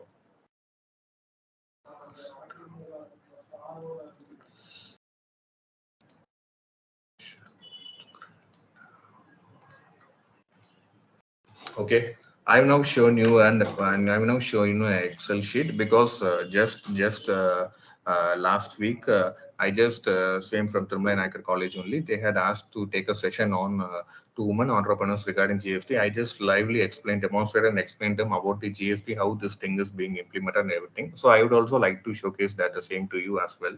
So GST, as you all are aware of, GST, there are two types of scheme: GST regular and GST composition. Okay, this GST regular is the monthly filing scheme. GST regular is the monthly filing scheme, and GST composition is the quarterly filing scheme. All the invoices wherever you are buying, which has an invoice with GST issued, GST percentage wise differences issued in it will come under regular scheme. So they'll be paying GST every month.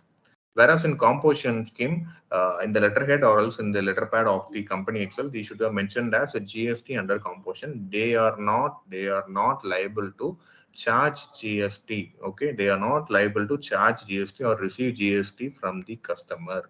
GST composition persons are not at all eligible to charge GST. GST regular persons are only eligible to charge GST. GST, the government has given us a duty given to the entrepreneurs, is that they have to GST, they have to take up this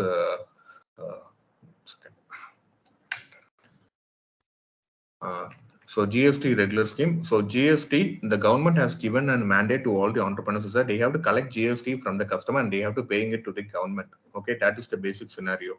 The amount needs to be collected from the customer and it has to be paid to the government. So that's why government is giving you an option.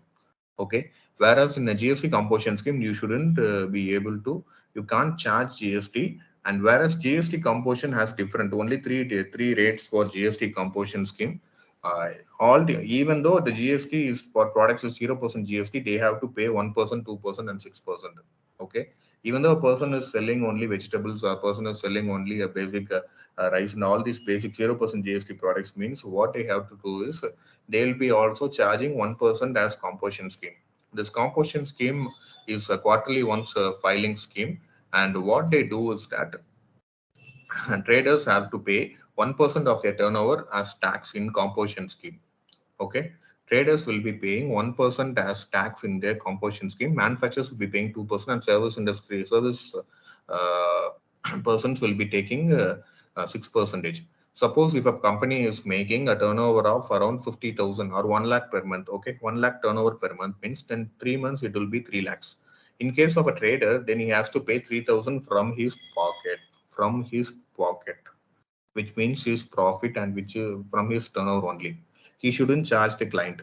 A manufacturer, he has to pay 2%. In that same scenario of 3 lakhs, it will be 6,000. And in a service industry, it will be a kind of 6% would be 18,000. Okay. These people will need to pay the amount from their pocket only, and they have to pay it. They can't charge it from the customer, and they can't pay it in that way. That is what the law insists. If they want to charge it from the customer, they have to go on the GST regular scheme. GST regular scheme. So that is the well-known thing. Well, now next I'm just moving on to GST regular scheme. In GST regular scheme, there are two forms GST regular scheme. The first one is that GSTR1. So I'm just giving the two forms which should be filed every month. There are several forms in it where we'll be saying all these summaries and everything. GSTR1 is the sales. If in case right now, let's take the scenario November 1 month, okay, from 1st November to 30th November, 1 month period, right? In this 1 month period, we'll be collecting all the invoices from all our customers. First, we'll be collecting all the purchase and sales invoices will be collected from our end. Okay, what we do is that we will be filing the GSTR1 within 11th. First is the sales report. Okay, and second one is 3B, where we will be the summary report. It will be the difference between purchase and sales and the balance tax amount which needs to be paid to the government. So this is the 3B one. Okay, sales and summary. You might not have a small bit of clarity on that. So let's now switch over to the left side, which will be the example thing what I just created for them. Suppose, let's take the scenario last month only, November itself. November, a person has purchased 3 bills. Okay, each bill with different GST percentage in it. 3 bills. Okay, the total bill value across. So for bill one is 50,000 bill value, and the GST at 18% will be 59,000. And the third one is 20,000, and total bill value across along with GST 22,400, and the fourth one is 42,000. So these are 3 invoices, and this is the total tax amount 6,700. Okay, 6,700 is the total tax amount in CGST and total tax amount in SGST. Total would be 13,400 inside this here. So, and the person, there is one sale for that person. Suppose he is a service industry person, and let's take up it is a catering service. Okay, this example is a kind of a catering service. All these 3% of products will be purchased by the catering person for their industry, and they are charging an invoice to the client. Okay, so they have an invoice charging an invoice of 70,000 with 18% GST. Okay, 6,300 to state and central would be the difference, and total bill value which will be collected from the customer is 82,600. In this, what we all think is that we have to pay this 6,300 to the client, to the government, right? 6,300 plus 6,300, which would be obviously 12,600, should be paid to the government. That is what we all think. But that is not the scenario. The 6,700 that purchase, what we have taken, will be inside our input tax credit wallet. Okay, this 6,700 will be there inside our input tax credit wallet. So what we will be paying out to the government is that we won't be paying out any amount. We won't be paying any amount to the government. This is the main thing what GST envisages. Because, but many of them think that GST is not good. GST is a kind of what government takes up amount from us, but that is not the real case scenario. This is it. This business owner won't be paying any amount as GST to the government. because in his input, just like a wallet, just like a cashback wallet. In case if you're booking a train ticket or bus ticket in any private apps, there will be a cashback wallet. And while you're making the next payment, there will be a deduction from that amount. For example, you have booked a ticket for 2000 means, and there is a cashback for 200. Next time you are booking a ticket for 1000 means, yeah, that 200 will be adjusted and you'll be paying only 800. The same scenario applies here also. This input tax credit is what that happens. So here that input tax credit will be there. How this input tax credit 6,000 will be there is that since we are filing GST on sales within the 11th of first month, and this amount will be paid to the government only by 20th. This is the difference. Hope you can resonate these two. Since the sale is there, since the sale is there, so all these, so what I'm trying to tell is that the sales we are filing 11th of every month, so that will be inside the wallet and that will be there. So once if the sale is get approved by the approved by GST department only, then the next the purchase person can file his GST. And once if the amount enters into his input tax credit only, he can deduct it from his input tax credit and he doesn't need to pay any taxes. He doesn't need to pay any taxes. Okay, so this is the scenario. And what happens is that 6,700 and 6,300 will be deducted, and 400. So that will be the balance amount inside the wallet. Suppose if in case of second scenario, okay, the same person, the same bill value is kind of 1 lakh means 1 lakh. So the tax amount will be 9,000 and 9,000 would be 1,18,000. In the scenario, what happens is that the 6,700 and 6,700 will be deducted in this 9,000 and balance 2,300 per GST. The total will be 4,600 should be paid from our hand. This 18,000 in total tax amount of 18,000, 13,400 is already deducted with the input tax credit, and balance 4,600 is only paid by us. Okay, this is the complete scenario of GST. So this is how the GST thing works.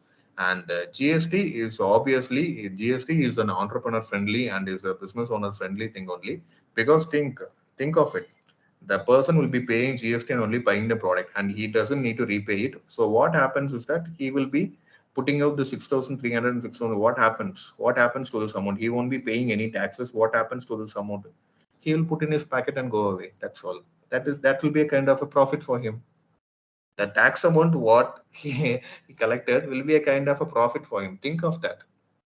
This is the scenario of GST. This is what happens. So many of them are not yet much aware of it. As faculties, I feel that this kind of an awareness is highly required. Okay, so this is what the GST scenario is. So coming back to our older slide, our older thing.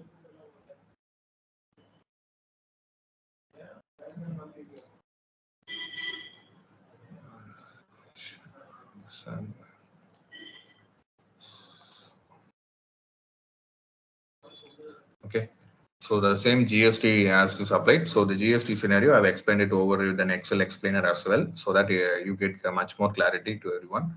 So next to GST is the income tax. As to our of income tax. There are different types of income. As the salary income, ITR 1 is what Form 16 and ITR 1. That is what you all are mostly aware of. But there are different types of income, which can be taken from a salary, which can be taken from a house property, which can be taken from a business or profession, which can be taken from a capital gain, which means the sale of an asset. The profit from sale of an asset will be considered as a capital gain. If there is a loss, it will be a capital loss. Okay. Testing from other sources. What is this other sources means? This is the kind of the amount which you win from any games or lottery or any kind of horse race or something, gambling activities or something. The 30% should be charged to them. This not only applies to that. This also applies to even the Big Boss title winner. If he is getting a 1 crore cash amount, 1 crore cash means he has to pay 30% as income tax. Okay, he is eligible to take only 70 lakhs to him. So 30% should be paid as income tax. So that is the thing. This is the income tax scenario as you are aware of. And 2,50,000 until now, 2,50,000 less than 2,50,000 per month per annual income means they are not required to file their income taxes. But government has brought in a rebate. So less than 5 lakhs are not required to pay taxes, but they need to file their income tax report. make sure whoever you come across, make sure all of them file their income taxes on time. Paying income tax amount is up to them and up to their concerned auditor, but paying this thing is completely up to filing income tax is highly mandating. Once they take their PAN card, ask them to take up their income tax, because in future, if they want to take up a loan, if they want to take up a visa in any other foreign country or anything, this income tax documentation will be a highly valid proof for considering this. So if you are applying for a loan, obviously they'll check up their income profile and how you are working and everything. And obviously for a visa also, there should be a validation for income validation. So this income tax profile will only be considered and taken forward in that way. Okay, so this is what is usually done. And next big thing is Factories Act. Factories Act, as you all are aware of, in case of a lot of women workers or more than 10 workers, only Factories Act will apply.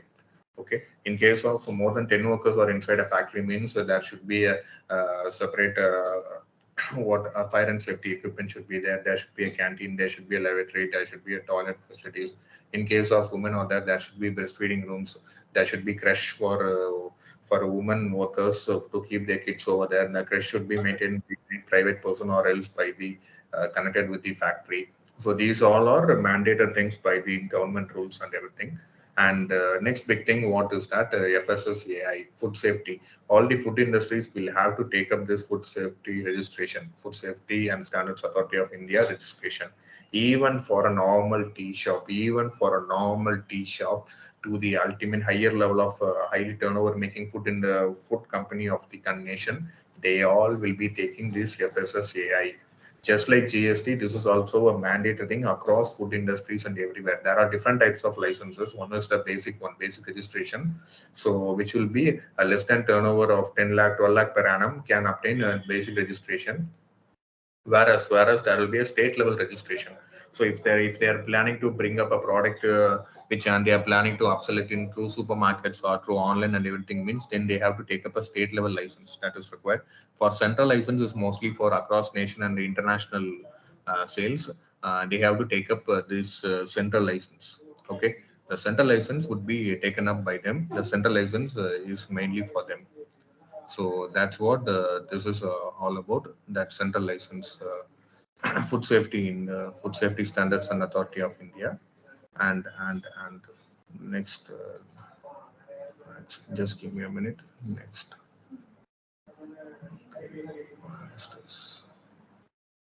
Just give me a minute. I'm just opening another one slide. I'm just looking for it.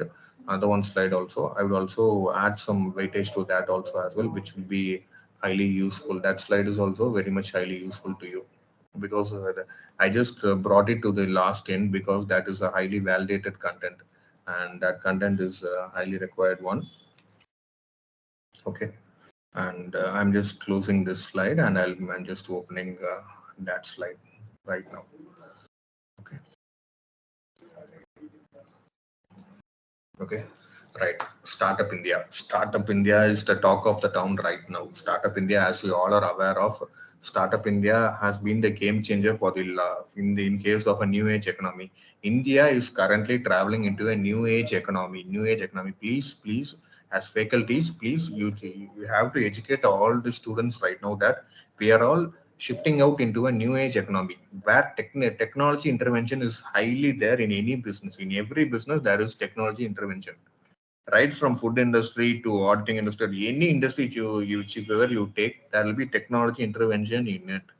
So this is the new age economy what we are traveling to, and new age economy. So Startup India has been the pioneer in going out through it, and Startup India is the centralized thing, and Startup TN is the state government owned. Tansim is like a Section 8 company registered by the state government, and Startup TN is the activity on that.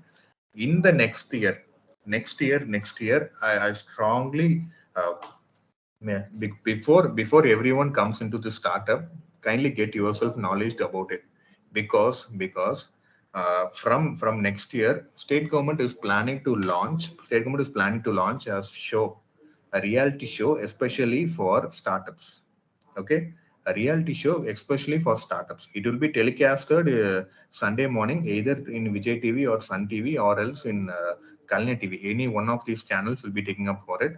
So what happens is that it is a startup reality show, startups reality show investment. There will be investors in the judging panel, and the startups will come and they will be just giving their presentation through a pitch deck to the investors. And if the investors will share their opinions about that product, okay, will share their opinions about that product, and if they are interested, they will be investing into that product as well.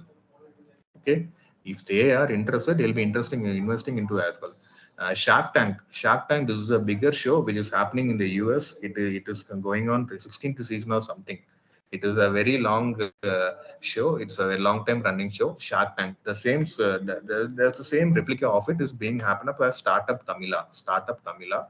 Everyone kindly take note of it. Startup Tamila. It is going to be a game changer show for all the entrepreneurs across Tamil Nadu. You will see most of the right now in every classroom there is around 10% of students turning out into entrepreneurs. Okay, right now there is only 10% of students turning out into entrepreneurs. Okay, next year I strongly give bet on that more than 50% of the students will be considering to shift into entrepreneurship just because of a TV show. Just because of a TV show. Look at the impact of it. What impact they are creating this. The show is going to be a game changer. Many more students and many more startups will come up in Tamil Nadu after the show has been telecasted. The show will be a game changer. So please, before everyone comes and asks you, please be aware of this startup, everything, and how a startup functions, how the startup culture is being taken up, and what the startup industry requires. Okay. So right now, coming back to the slide. So startup India eligibility. Not every company is a startup, not everything. Proprietorship is not all considered as a startup. Proprietorship is not at all legally a startup. One person company can be considered as a startup. Okay. For Startup India registration, the Startup India registration, the company should not have exceeded 10 years from the date of incorporation. That is one big thing. Next, the company should be incorporated as a private limited company, registered partnership, or a limited partnership.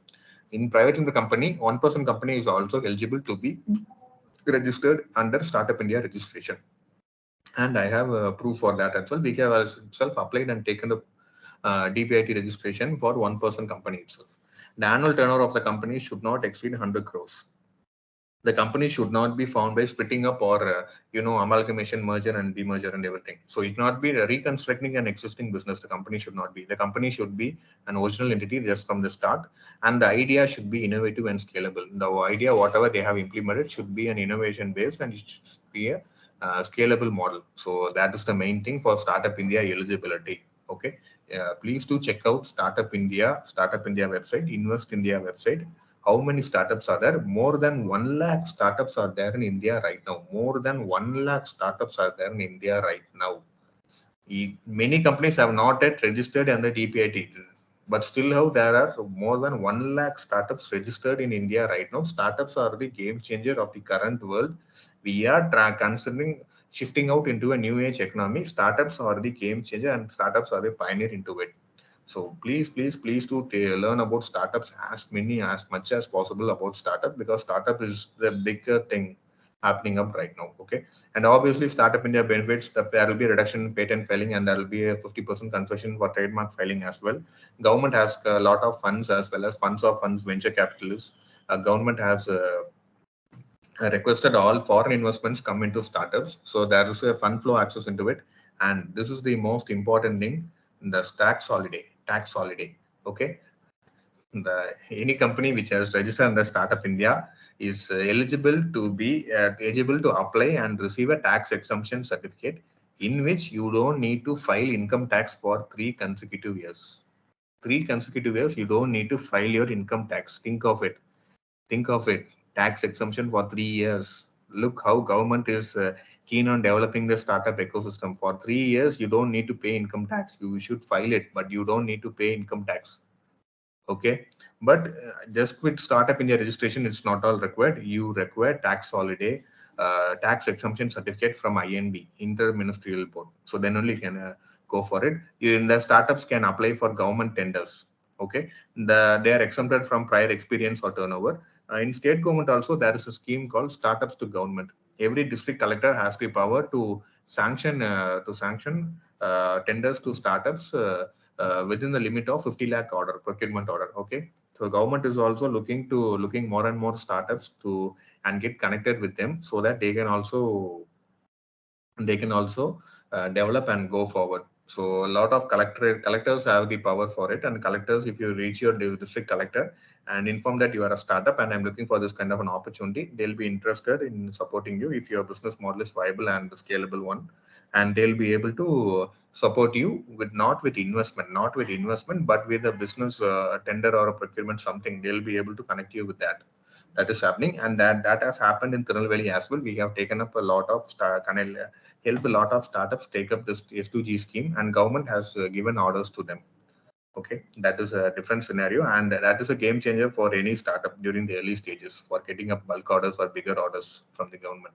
Okay, and there are R&D facilities being set up, and there is a startups for else a self certification. You don't require any kind of professional. There will be a self certification model through which you can file all the labor and environment law acts and everything. And investors, only DPID registered startups investors are eligible to get angel tax exemption. So whatever startups they are invested, they basically require startup India registration in that startup. Then only, not just a private limited registration or anything is not called enough. They definitely need to register it under DPIT, and then only that investor will also get an exemption from his capital gains, so that he can support more startups, and this can attract more and more investors. Okay, so I hope I'm on time on within the 15 minutes, so which was allotted to me. So this is the end of my session. So thank you so much all. So thank you for the opportunity. Sir, any questions? I'm ready to answer, sir. So I've given over to across all areas. And Bali, sir? Thank you, Sir Subramanian, sir. So within short span of time, we have covered almost all the major legal formalities. Thank you so much. We will look forward in all other sessions also. Thank you. We will meet in the online, not online, and we will meet in the offline. From this academic year, we will have offline program. So any queries from the participants? Because there are a lot of legal formalities are there. Yeah, sir. Yes, sir. Go ahead. Question, sir. Yes, sir. Good morning, sir. You've given a very good detailed review, sir. Brief one, sir. Sir, I'm very surprised to hear about a SME IPO, sir. It's the first time I'm hearing. Very happy to hear that, sir. Can you briefly explain about some more points about SME IPO, sir? So how to apply them? What's the range? Some brief points, sir. Some few more points, sir. Okay. Regarding SME IPO, right, sir? Okay. Yeah, sir. Yeah. Right. Okay, sir. Right. Okay, sir. Done, sir. SME IPO is mainly, as I mentioned earlier, it is a kind of a public limited companies can only be done within this SME IPO. The SME's paid up capital, post-issue paid up capital should be up to 25 crores, and these are the basic legalities what I'm explaining up right now. The SME IPO should have a proper business model. They should have listed demat account, as you are aware of. All these securities should be earlier itself be listed, connected with the demat account. They should be listed with that.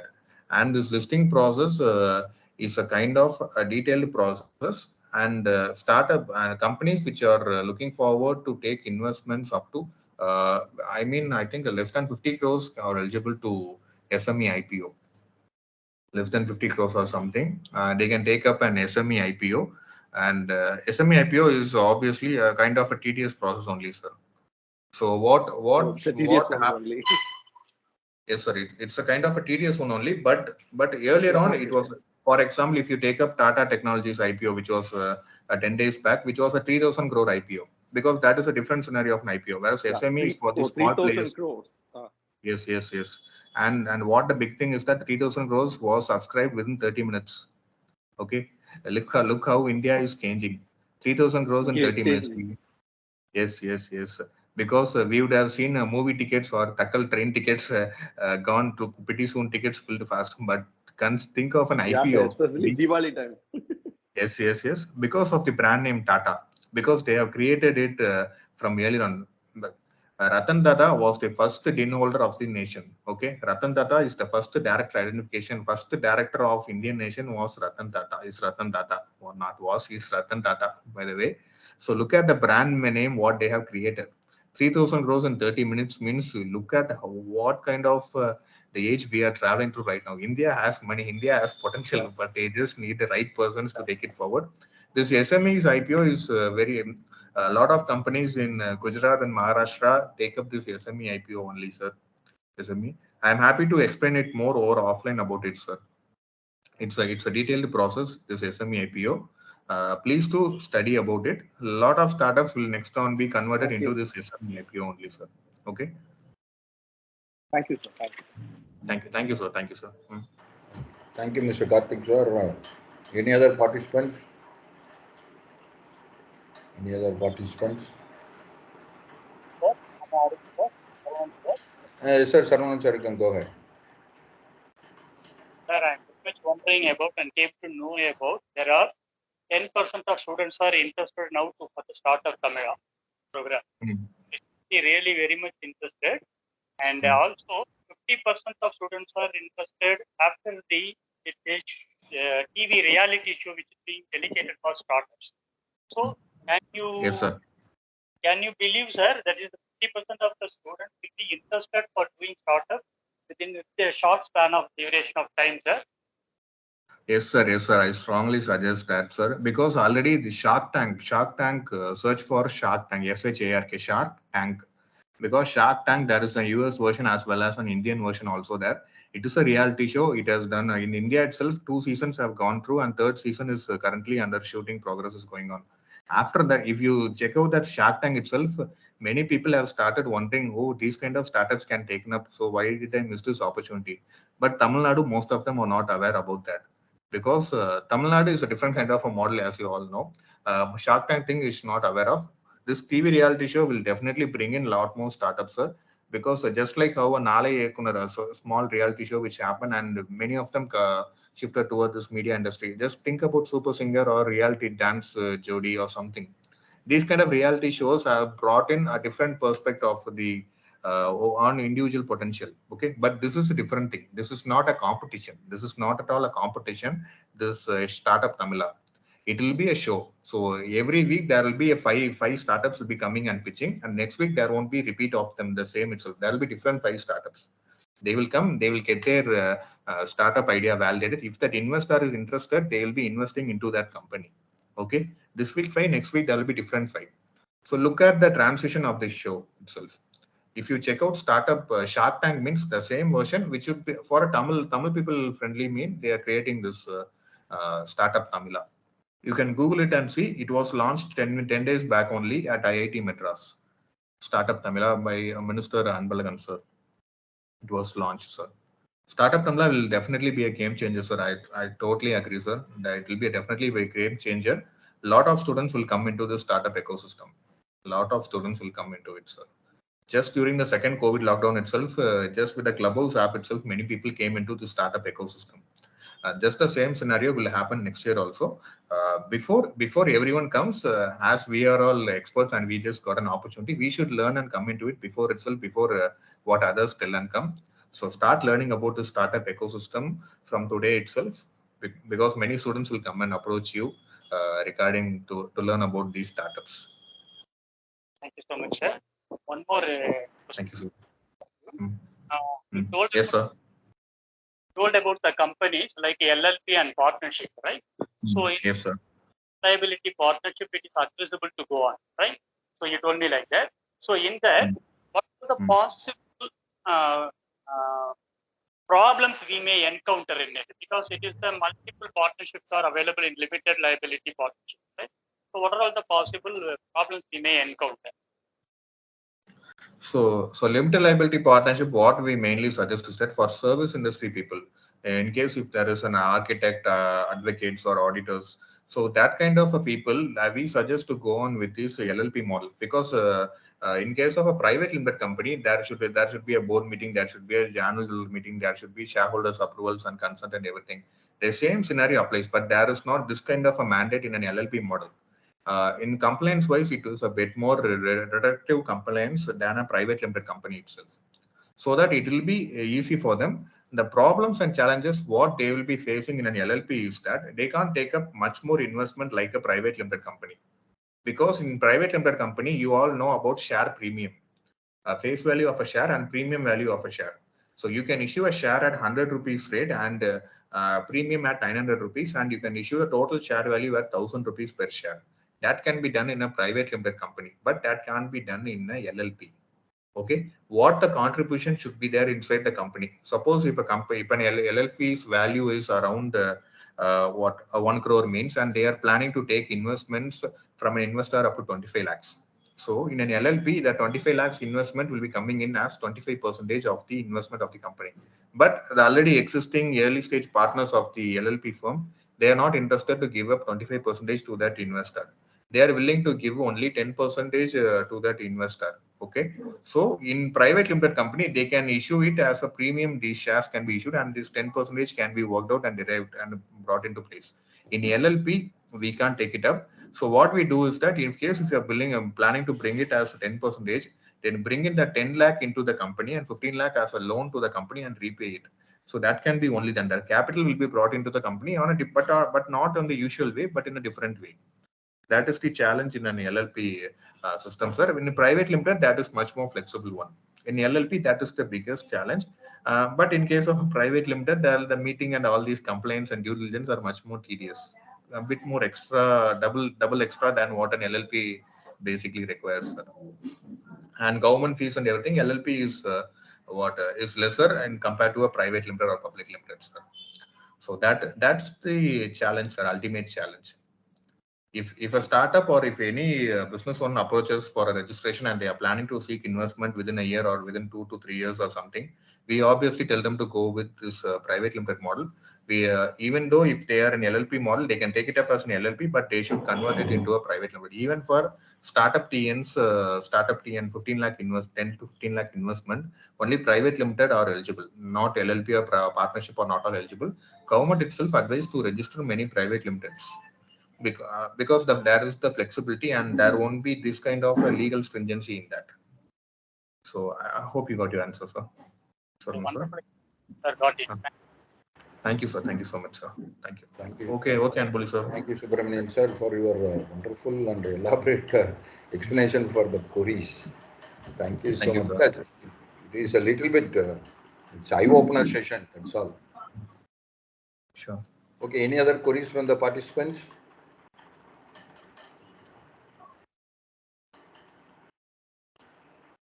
Any other queries from the participants?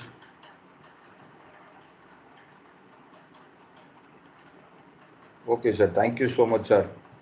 Thank you, sir. Thank you so much. Can I share my mobile number on the screen, sir? Yes, sir. You can go ahead. Okay then. If anyone has any queries or anything, means please to reach out to me. I'm also available at LinkedIn also, so you can also reach me out at LinkedIn or Instagram or anything. So I'll be also available there to support and take up any queries, sir. So thank you so much for this. Yes, sir. In case if anyone wants any queries or anything, please do text me up over WhatsApp or just give me a call. I'm happy to give any clarity on that, sir. Thank you, sir. Thank you, Anbuli, sir. Thank you. Thank you.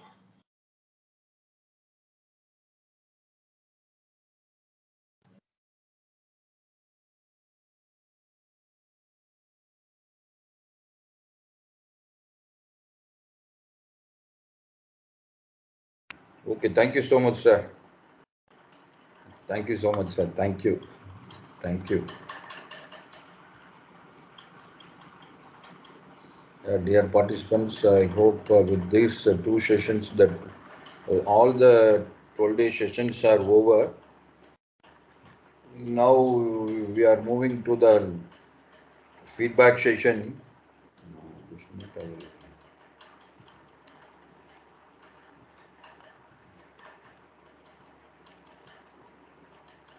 Feedback session. See, for your attendance, based on your certificate, based on your attendance for all the session and your feedback only, it will be generated. Please remember, if you have absent for some participants are absent for 2 days, continuously 3 days, 4 days, so they will never receive their certificates. So please ensure yourself, you know that how many days you have attended, and there should be all the 4 sessions should be attended by the attendees, participants. Then only the team of DST will generate the certificate. right? So now we will move on to the important session, that feedback session. Each and every participant has to submit their feedback through oral feedback only. No feedback forms or link will be available, right? If we send the feedback form, simply they are fill up the form and they are sending back. So the DST wants only the oral feedback from the participants. So kindly make yourself. I don't want to read your name because we already have all your names. I will make a mark on it. Just switch on your video and introduce yourself and go with your feedback. Right? Once it is over, we will go for validatory function. Then we will inform the dignitaries to join. Already the DST is, observer is looking us. He is already observing the feedback and everything. And the principal also is there. You can't able to see them. You can't able to see their name here. But already they are being watching us from their own desk. So kindly provide your feedback. Kindly introduce yourself and give your feedback. Shall we go? Shall we move on to the session on feedback? Dear Yes, sir. participants, yeah. See, those who are providing feedback plus attendance of all the sessions of all the 12 days won't be considered by the DST people for a certificate.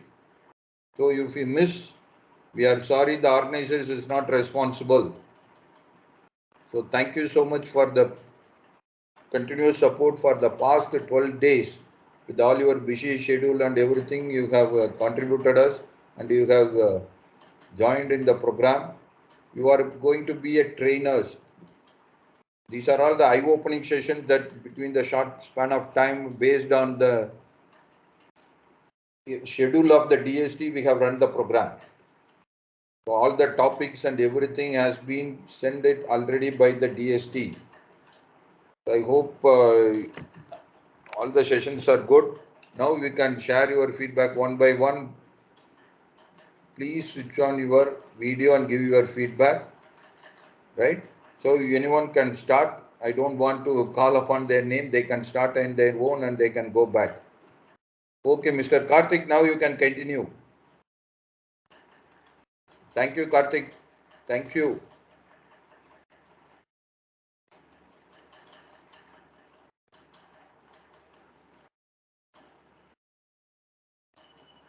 Sir, am I audible, sir? Yeah, now it is audible, Karthik, Yeah, sir. sorry, sir. Thank you so much Now only I unmuted. for your Thank you, interactive sir. participation in all 12 days.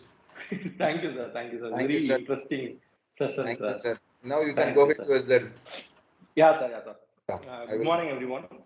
Good morning, everyone who are present here. I'm Karthik. I'm from Anne Fatima Arts and Science College. I'm right now assistant professor at MBA department, and my major is marketing. So first, when I was introduced in entrepreneurship regarding this program, I thought it will be like, okay, generally, I don't know how many days the program first. With this entrepreneurship, I readily joined because I'm very interested to do and also to help my students to give more ideas. So when I'm joining here, I was like, first days, I thought, okay, it will be a 3-day program and 4-day program. And later then I asked someone and asked, oh, it's a program up to 15 days, like up to 50 it is the program. So I'm happy, okay, let's see what are the things they are giving. So right from the program started, they given ideas, right from everything they have given ideas. So from idea generation, business idea generation, how to, see a problem as a business thing and how to make that as a business plan and how to approach them. This all things are very new to me and very interesting for me. And even the business plans which are there, how to change this one. So what's the main difference between an entrepreneurship? What's the difference between a startup? In a startup, why technology is very important. So how you will be saying this different ideas and the traditional business, what is the difference? So that's all are very important things I learned from this. And also another thing I learned very happy about this is I know about the DAC, District Industry Center. I hear about it, but they given a lot of ideas. What are the District Industry Center doing? What's the MSME doing? How they are helping us? And there was a ma'am given a point, even MSME is helping ourselves in putting stalls for in the foreign countries. They give an example in Singapore, they help in, that's all very new ideas for me, new interested things for me. Even I thought if I need to approach them, I don't know how to approach them. For everywhere, there's a business plan need to do. But for they given great ideas, even MSME and DSE, they are helping us how to prepare a business plan. If we are having any, very simple business plan, I know how to, give an ideas or something, but I don't know how to approach them or how to make that as a business plan. For that, I don't know. They are giving examples that even for that also MSME DSE is helping how to approach them, how to draft a plan like that. So that's all new things. Very happy for me. And especially the student Ritika ma'am, full-time intern entrepreneur. I hope so. 3 days before she started a company, I was very happy for her because she given a life example in that. Previously, they thought like only IIT students will be getting that thing, and other given about ideas. She was participated in national level startup seeding program. She got selected. I was very happy. That given me so much, encouragement for me. So I thought, okay, that if they given ideas about how the professors and other people are helping them. So when I'm doing my BTech food processing engineering, my project was freshly harvested tomato to make them store for more time because the tomato price is always fluctuating. So we planned and my project was that my friends we four together have done this project. If we have this much awareness at that time, that is around 2009. I will definitely started the business based on storing that freshly harvested tomatoes for long time storage with the help of relative modified atmospheric storage, altering that. If that was the time, I will be very much. I have this much knowledge, this much. I have attended this type of programming. So I may be definitely been an entrepreneur in the food related Karthik sir, department. sorry for the interruption. Srinivasan sir, kindly switch on your camera, switch off your camera. It's disturbing others. See, participants, one by one, you switch on your camera and give your feedback. Srinivasan sir, kindly switch off your videos. Karthik sir, you can go ahead. Sorry for the inconvenience. No problem, sir. No problem, sir. Thank you, sir. Thank you. So, like that they given the ma'am told me about IPR Act. Given a lot of ideas about how IPR Act is there and intellectual property rights, how to get a patent, how the patent is very important. For natural products also, we can get the patent. For GA, the geographical identification, they given a lot of ideas about it. And another ma'am given a lot of examples about new technologies, new ideas, new, how that, startups are coming, especially about the new things happening in the Chai King, other companies like Flipkart, Amazon, Ola, this OYO rooms, this also how they are coming, how they seen a business problem and how they seen a regular problem and make that this business problem and they develop a business plan by approaching them and solving that issue and make that a successful one. So I learned a lot of things. And also, I have a big doubt before coming to this because we started with my friend. I already told you we have started some small company, not a small company, a small eatery. We are having a tie-up with them, and we are having the franchise and started that. Even that I was having, I don't know whether I don't know about totally about finance. I'm not very clear about it. So I asked him, sir, about sir, finance is very important because we need to know about finance. But he told me a good idea. Finance is very important. If you're not good at it, no problem. You have one person who is very good at that. So make it a mentor like that. You can follow them. Like they're given so many ideas. That's very helpful for me. Even today's session, they given ideas about GST, how we can able to have some more advantage of using of GST. And I'm surprised to see about SME IPOs. I was very happy to know about these things also and how much amount they need to put that back and like that. So this whole session was very interesting. And another important point I want to mention is for a college, very small colleges or starting up colleges, we don't have a many amount for supporting this business cells, incubator cells like that to start that. So that amount clearly told us the first day or 2 days itself, he clearly given ideas. Like you can have a tie-up with the big colleges to start the initial incubator in your college like that. So that was a big surprise for me and a very eye-opener for me, which is also helpful for every students and staffs around there. So definitely this program made me aware about a lot of new things, and it made me, I always fear about entrepreneurship. Now it's giving more confidence that I can also go into that, and also I can encourage my students to go into that, and I can also give ideas for others and guidance for them to go into that. So thank you for organizing such a good program, sir, in a short time and land these things.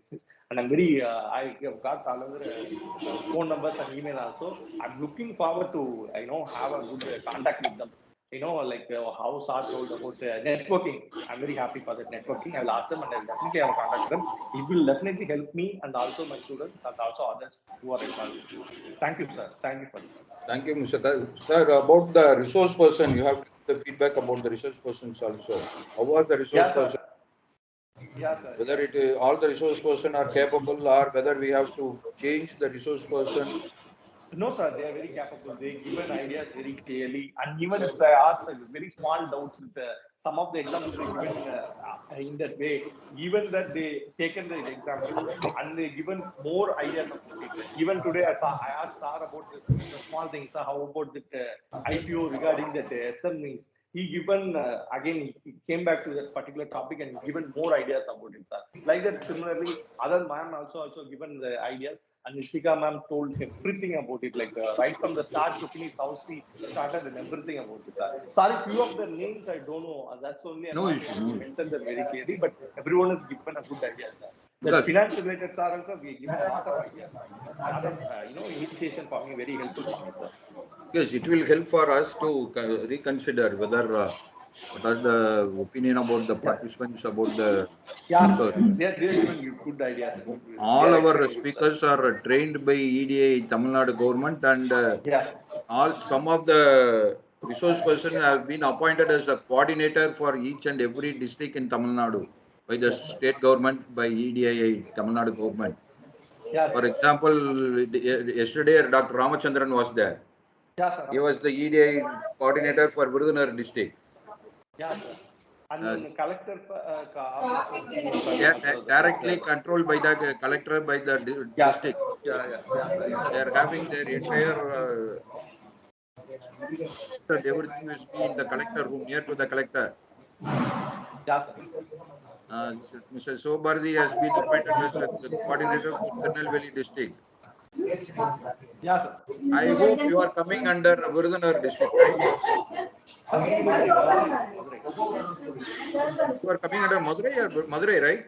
Madurai, Miss Archana was there. Yeah. So you can, any help you require, you can contact us. We will definitely help you. Yes, We sir. can Surely, motivate your sir. students. Yeah, sir. Surely. I have a screenshot few of the persons. I will ask their numbers and email IDs No, too, sir. we will Only send two I it. got Don't, that. we will send it through. We will Yes, send sir. it to So I all will the. ask you, sir. I will We will ask you, send it sir. to all the participants. Thank you, sir. Thank you. So, what about the college? How it was organized and everything? Yes, sir, the organizing was very good. See, even there Also, was a big, yesterday any was a issues we cyclone have in Chennai. Yes, sir, that was a big cyclone in Chennai. Yesterday, I know about that because my friends are there. They are saying that the cyclone is very big and having a big rainfall over there. That is, this is like 2015. It's more than but still we organized. Many of them participated. It was the initial half an hour hiccup was there, but still we are able to do that. So initially there was some problem in the fourth or fifth day. I hope so. There was because there was a hiccup because they need to change that slides. They are not able to get into this. Only one day there was a problem like that. Even that even if that's a problem was there, both that persons having a good good having a good conversation, and they changed very correctly only that there was a hiccup was there, but they changed correctly only the slides. If even they are not changing, I will ask them. Someone mentioning that the slide is not changing. They will change it, and that was good, sir. That was good. We have definitely overcome that hiccups, and it was very helpful for me, sir. I hope so. It will helpful for all other persons who are attending this meeting also, sir. yes, sir. Thank you so much, Karthik sir. Thank you, Please sir. be. Yeah. Participants, those who completed their feedback, don't leave the sessions. They have to wait up to the end of the session. So I humbly request all the participants to be wait. Once the one participant is completed, then you switch on your video and audio. Don't disturb others while they are speaking. I am extremely sorry and sorry for the inconvenience. We hope that participants are very eager to share their feedback and to leave off. Kindly don't do that. Up to end of session, you have to be there. So thank you, Mr. Karthik. Thank you, sir. Thank you. You can mute yourself. We can call other person. Yeah, sir. Yeah, sir. Yeah. Thank you, sir. I'll be in contact Sir. with you, sir. Thank you, sir. Thank you. Okay. Thank you. Thank you. Thank you. Good morning. This is Dr. V. Srinivasan. Can I continue, sir? Okay, sir. You can continue, sir. Thank you, sir. This is Dr. V. Srinivasan, Associate Professor from Dayananda Sagar College of Engineering and Technology from MCA Department. Actually, from background of computer science, where I had an interest to know about starting a company and business related things. So that is why I joined this FTP. So this FTP has given me a lot of information, how how to start a startup company, and what are the procedures that we have to take. So step by step, all these days has been given lot of input to me, and it was very nice that all speakers, all sessions was very good, and all the speakers who have given their all their suggestions, and how we have to start up from which location, where we have to start from, where we can get inputs, and all informations when has been given very clearly, and it was very useful for me. So even the organizing entire team was very good, that each and every information was given clearly, like sending up the link the day before itself to be connected, and what time is there, and what things, which session and which will be started. So every information the organization, the conductor, the organizing team has given a lot of information regarding the conduct of the program, and it was very well organized by the team. So I especially thank Anbu sir for giving lot of information to us, sir. So well organized program, and it was very good. I thank the entire team for your support in attending the programs. Even if we had some problems, we to connecting the link and other things, you were able to rectify it immediately, and we were able to do the things properly, sir. So every information was given correctly, and everything was good. And especially speakers all were very eminent. Whatever the doubts that we had, each and every point of that was given clear information to us. Even what we expected was less, and what they have given input was more to us. So it was very wonderful session for us. Attending this day's FTP was very useful for us. So I thank the organizing committee for organizing such a wonderful program. In forthcoming years, if you are going to conduct some program also, do intimate us, so that we will try to join the program also. Thank you, sir. All of this is the end of the online program. Yeah, yes, sir. From the coming academic years, it will be on offline. Oh, okay, So okay, thank sir. you so much, but we request you to inculcate the entrepreneurial mindset to the student and to do some startup. This is the main native of this faculty development program and entrepreneurship. Okay, You now you have become as a trainer. Yeah. Based on this Definitely. information, you have to equip yourself, and you have to train more students to become an entrepreneur. That is the main Yes. motive of this FDP by the DST. So Yes, thank yes. you so much, sir, for your interest, and I hope all the people are keen listening all the things. Yes, sir. Yes. From all the resource persons, Yeah, it you have was a keen very watched. very interactive session, that the speaker gave more information. That is why we were able to stick on with that entire day.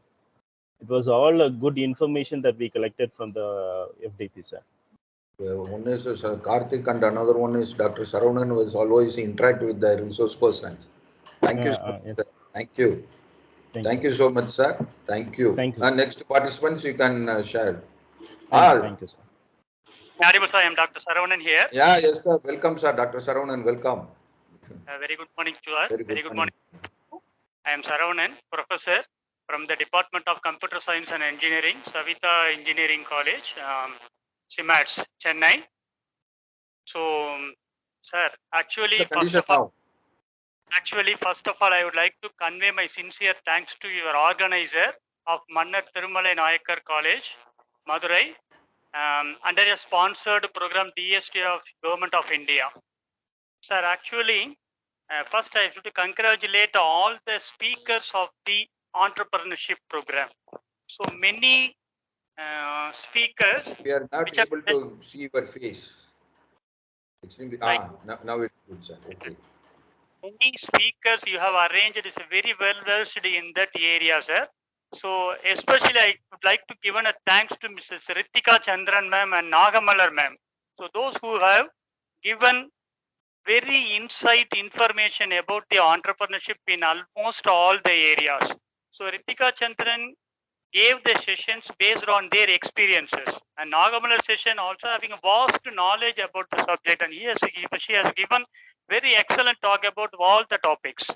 And apart from these two fellows, some other resource persons are Ashok Shah, Venkatesh Shah, Mr. Subbaya, today's morning session, and Sadayapan Subramanian sir, Ramachandran sir, all are given very excellent information to us regarding the entrepreneurship. But even though I am in a computer science faculty, I am not able to know about the entrepreneurship. But I heard about entrepreneurship from some of the students who are interested to start a startup.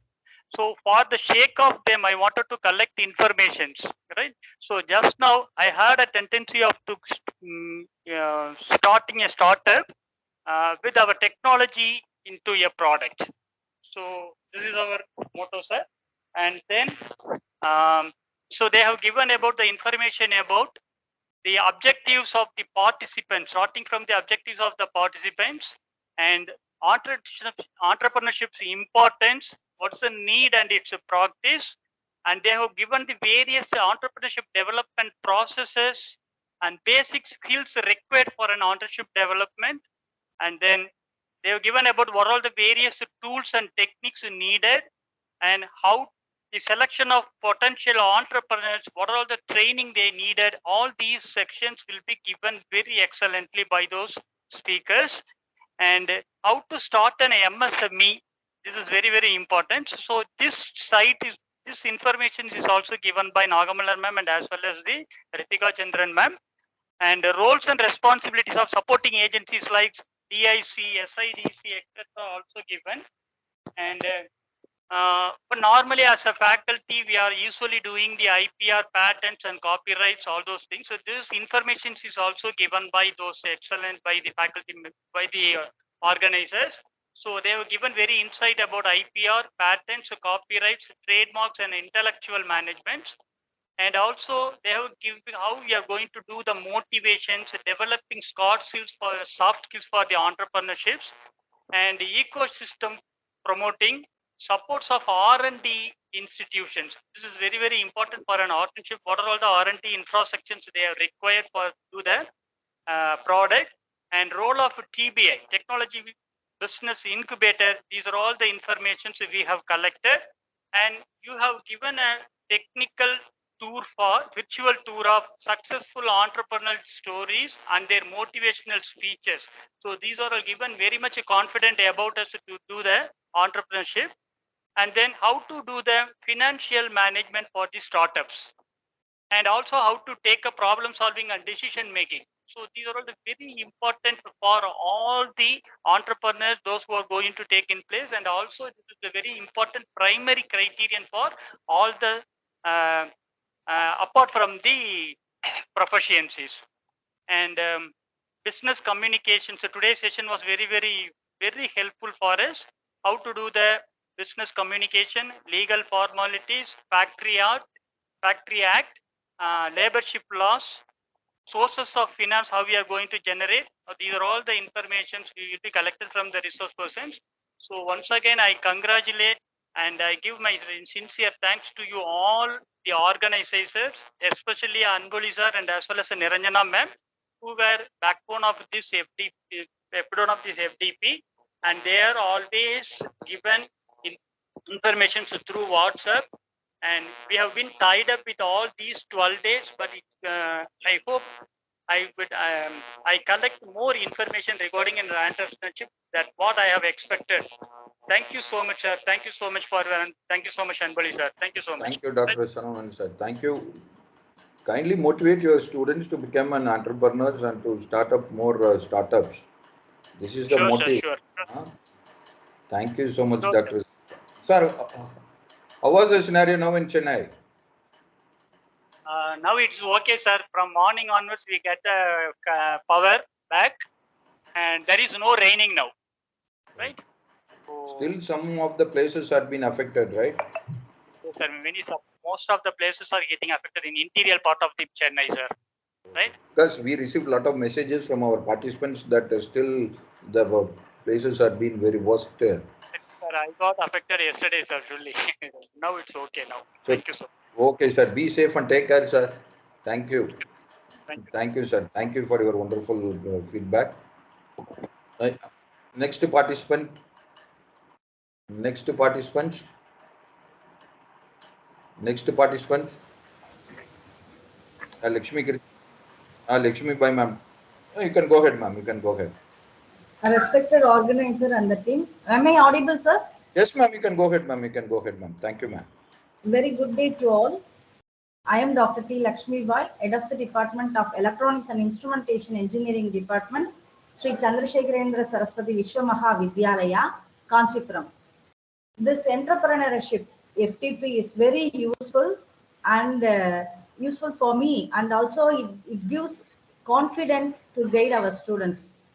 And all the sessions by all the speakers are so interesting and it is very helpful, especially Ramachandran sir session and Dr. Niranjana and today's speaker Subbaya sir, Sadayappan. We learn more, especially Ritika.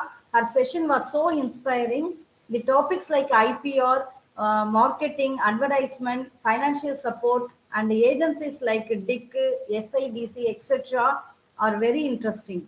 Last week's speaker explained about the design thinking. It is very much amazing. For example, 1, 2, 3, 4, 5, and what is next? We didn't think the next is neutral. That is the way of different thinking from others. We thoroughly enjoyed, and all the sessions are very nice, and especially under the guidance of our strict officer, Dr. Anboli sir. And I congrats to the team. Thank you for this wonderful FTP. Thank you, sir. Thank you. Thank you, ma'am. Ma'am, sorry, this is a national building exercise, so we have to be like that because the DST is funding for all these things. Within the short span of 12 days, we have to give all the input to the new people, the science background, the faculty, and we have to encourage the students. So, thank you, ma'am. Sorry, ma'am, if you are very strict, No, we are sir, very sorry. We are very sorry because the time slot is very short. So 9:30 we have to start and 12:50 we have to give all the inputs. Yes, So sir. extremely sorry, ma'am. Thank you. Also, sir. Thank you, ma'am. Thank you so much for your wonderful feedback, ma'am. Thank you, sir. Thank you, ma'am. Thank you. So next participant, now can share your feedback. Next participant. Suddenly there was no participants. You have to submit your feedback. Yeah, Kritiya ma'am. Dr. Kritiya ma'am, you can go ahead.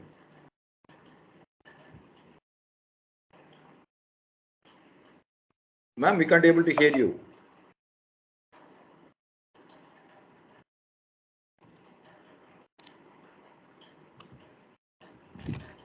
Kritiya ma'am, we are not able to hear you.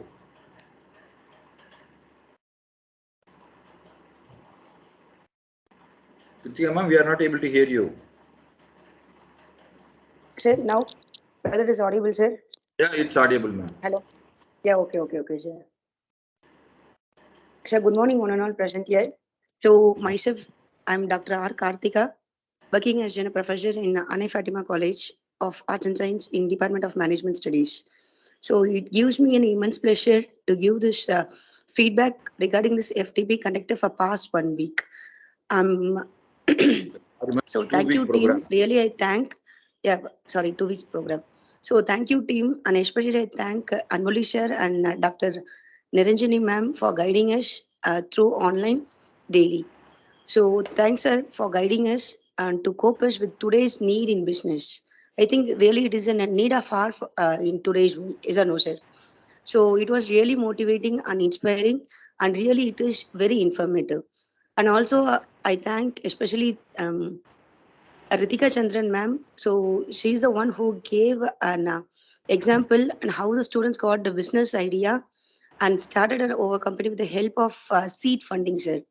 And also, I have learned that how government supports by giving information about various plan and how to approach them.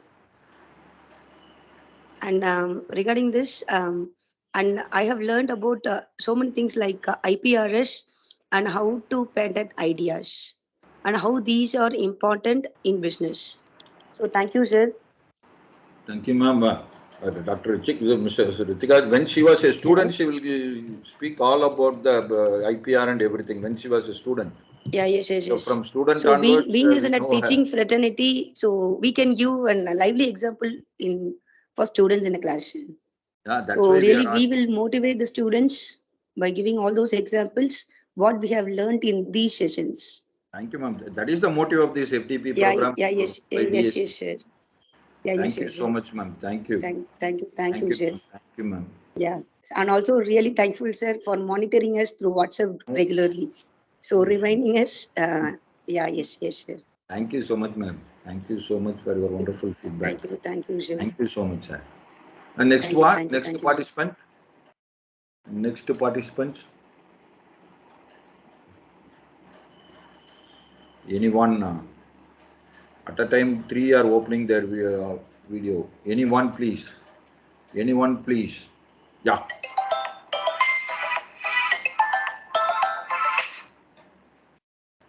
Sir, we couldn't able to get you. Ganesh Babu, sir, we couldn't able to hear you. Good morning, sir. Good This is morning, Ganesh Babu from college, sir. I am working. Sir, there was some noises. Can you able to hear? Sir, am I audible? Yes, sir. Yes, sir. Yes, sir. Okay, sir. Ganesh Babu from Ariman College of Engineering, Hosur. I am working as professor in Department of Biomedical Engineering, sir. Very good, sir. Welcome, sir. First of all, I have to thank the organizers, sir, Dr. Uncle, sir, and Niranjana. And before attending this entrepreneurship, I had different idea about what is entrepreneurship. But after attending this, I came to conclusion that idea is very much important. We do have our students are getting participated in Nidhi Prayas and hackathon events. For that, they have a different idea. So now I can encourage my students by gathering these knowledge which I have learned from these past 12 days FTP. So they can have their idea and they can give their startup and entrepreneurship. So before that, I thought we need more investment. But after attending these FTP, idea is very much important.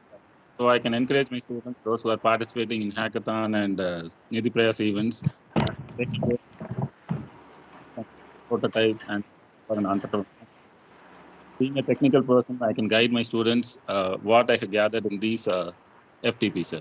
Thank you for giving me an opportunity, sir. Thank you. Thank you, sir. Kindly motivate your student. If any one student has started their own business, that is a very good achievement for us, for the institution which we are organizing. Thank you so much, Ganesh Babu, sir. Thank you. Thank you, sir. Thank you. Thank you. So, any other next participant? Next participant.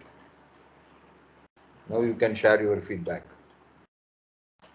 Good afternoon, sir. Good afternoon, Dr. Bhagyalakshmi ma'am. Good afternoon. Go ahead, ma'am. Sir, I am Dr. Bhagyalakshmi from Adiman Engineering College, and I am working as Associate Professor in the Department of Biomedical Engineering, sir. Oh, biomedical, biotechnology, biomedical. Congratulations. Yes, sir. Sir, first of all, I need to thank the whole team, the organizers, especially for Anboli, sir, for making me to attend this session. Really, I'm very much thankful, sir. Thank you, And ma'am. this Thank you. FTP really helped me a lot and on my own, and it helped me to guide my students, especially my students for their startups. And before attending this FTP, I didn't had any idea regarding the startups or sources and what are all the funding agencies and how to start with.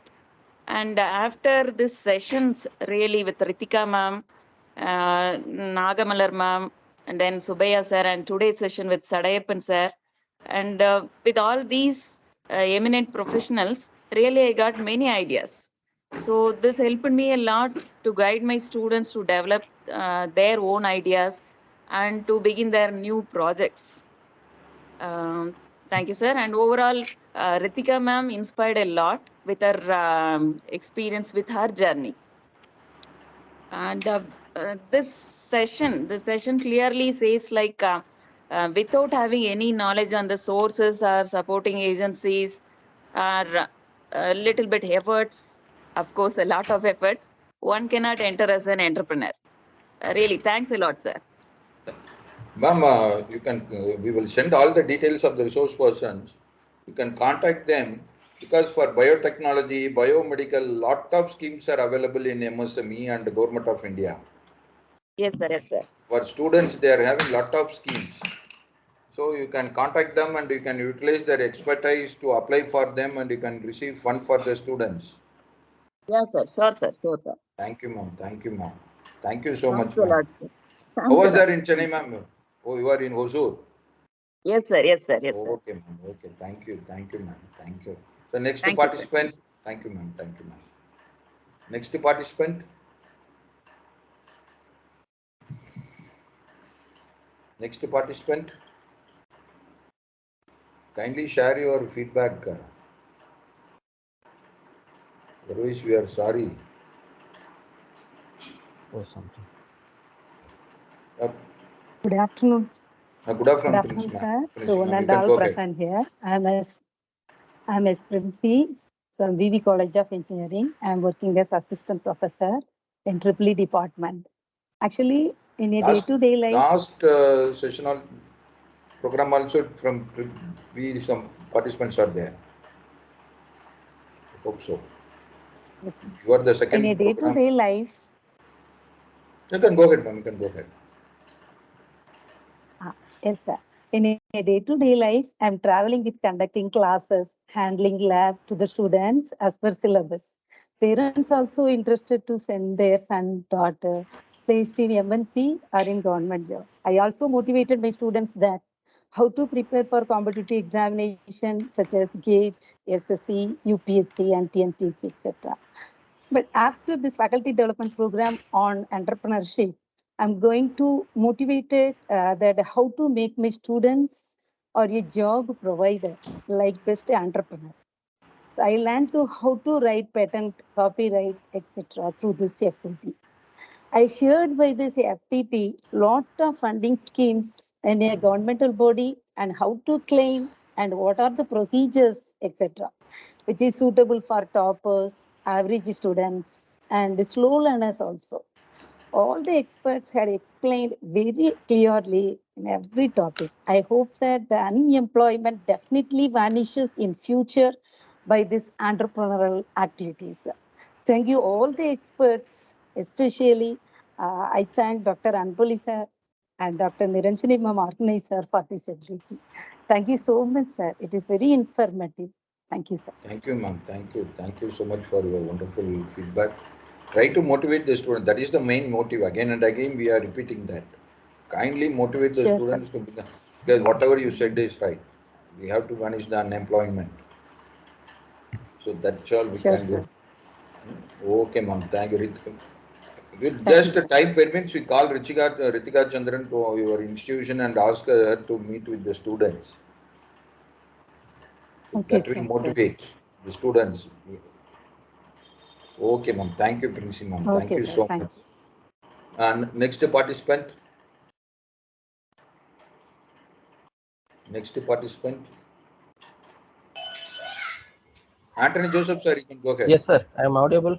Yes, sir, you are audible, but your video is not there.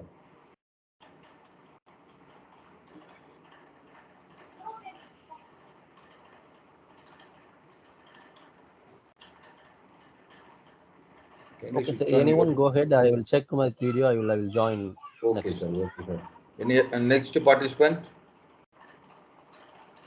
Next participant, Dr. Velumani sir, Dr. Bharati, Dr. Jain Alauddin, Dr. Chandrasekhar, Aman Salik. Are you there or not?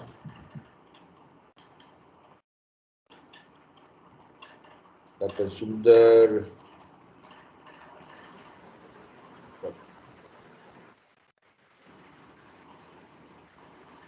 Dr. Radhika, Dr.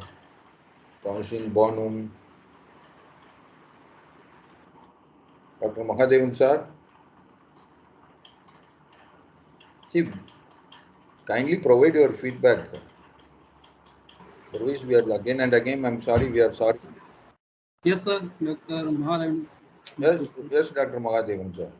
Can you Yes, switch sir. on your Yes. video, please? Yes, sir. Yeah, we can see your face. Am I visible, sir? Yes, sir. Yes, sir. Thank you, sir. You can go ahead. Yes, sir. Thank you, It's sir. nicely Thank you, wonderful session, sir. Excellently you have prepared and excellently you have executed this. Sir, kindly all introduce the 12 days, yourself. all the 12 days. Yes, sir. Yes, sir. Myself, Dr. Mahadevan, Assistant Professor from the Department of Management Studies, SRM Institute of Science and Technology, Trichy campus.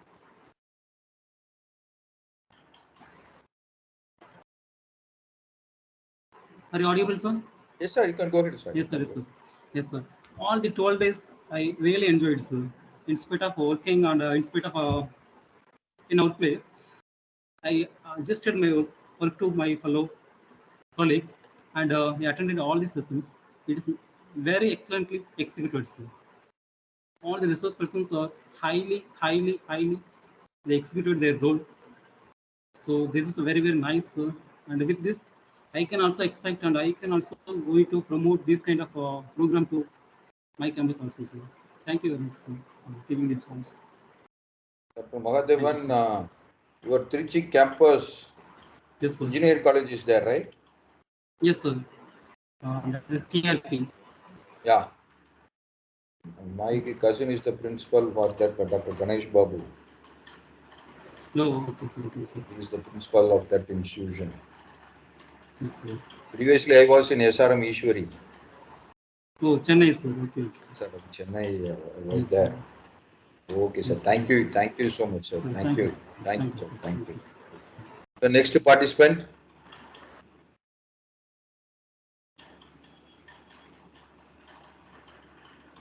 Next participant. Aman Salik, Mr. Chandrasekhar,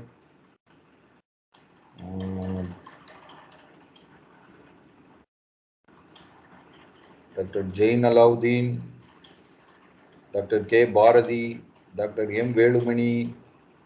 People are there or simply they have switched on their mobile and they have leave that.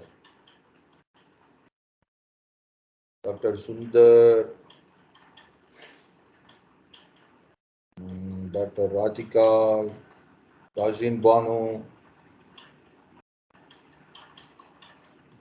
Kindly go ahead. Otherwise, we are extremely sorry. If you are not interested, we are not responsible to provide your certificate. It will be created only by the DST, the team.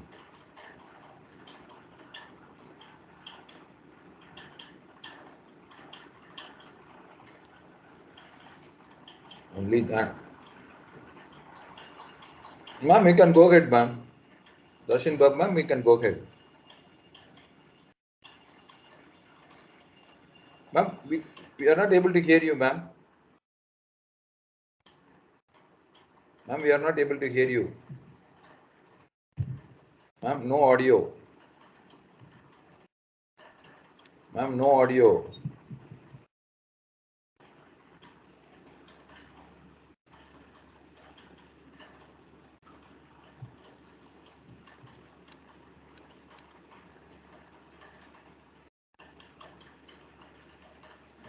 Any other participant?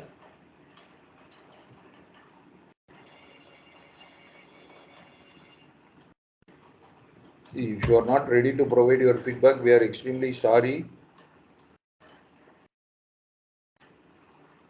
Because we have in the beginning itself, we are saying that. Try to give your feedback. Otherwise, we are not responsible for your certificates. Only those who have given their feedback only taken into account for the certificates.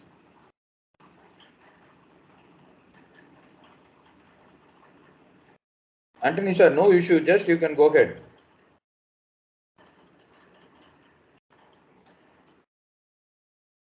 Anthony sir is trying. Now we are able to see your good face, sir. You can go ahead. So good afternoon to everyone. Good afternoon, sir. Sir, so good sir. This is a Velmani from. Dr. Velmani, sir. Go ahead, sir. Go ahead, sir. Sir, Department of Civil Engineering from K.S. Rangasamy College of Technology, Tiruchengode, Namakkal district. So, the feedback of my suggestion is selection of speakers is very well, and I will really amazing and enthusiastic to for the selection of partners. I mean selection of speakers, and give the more information related to startup and entrepreneurs, and also give the idea for the how to apply the fund and how to get the fund from the various resource areas and agencies like that. Really, I will give the knowledge from the feedback and give the knowledge from the FDP like that. So really, I will thank for the Anbuli sir and also on the entire team. So thank you, sir. Thank you, Dr. Velmani, sir. Thank you so much. Thank you. Dear participants, next. So don't put your feedback in the chat box. It is not taken into account. Again and again, we are saying in the beginning itself. Chandrasekharan sir, Sundar sir, Bharati, Dr. Bharati, Dr. Kritika, all are putting your. Thank you, sir. Thank you, sir. Thank you, sir. Nothing is going to be happen. Please provide your feedback. If you are not provide your feedback, your certificate will not be generated. We are extremely sorry. Next participant.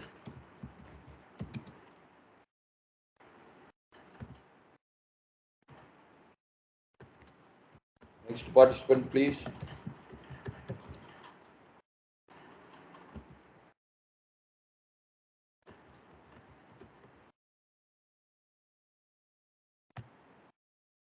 Don't put anything in the chat box. Provide your feedback. If you are not able to switch on your video, don't be no issue. Just give your feedback through your audio. That is the last option. Otherwise, you will not able to receive your certificate. I don't know why people are not ready to switch on their video. Huh? But every time we are scolding the students when we are in online. When in the pandemic situation, when we are taking online class, we are shouting the students, switch on your video, switch on your video. Now faculty members are not ready. Some of the faculties are not ready to switch on their video. Then what is the difference between the student and the faculty? I'm sorry.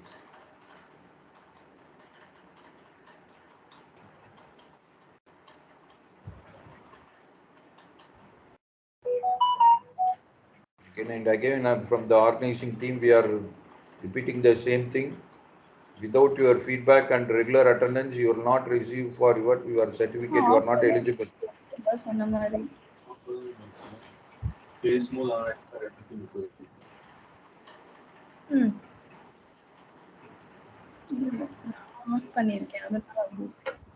Radhika ma'am, we are able to hear you.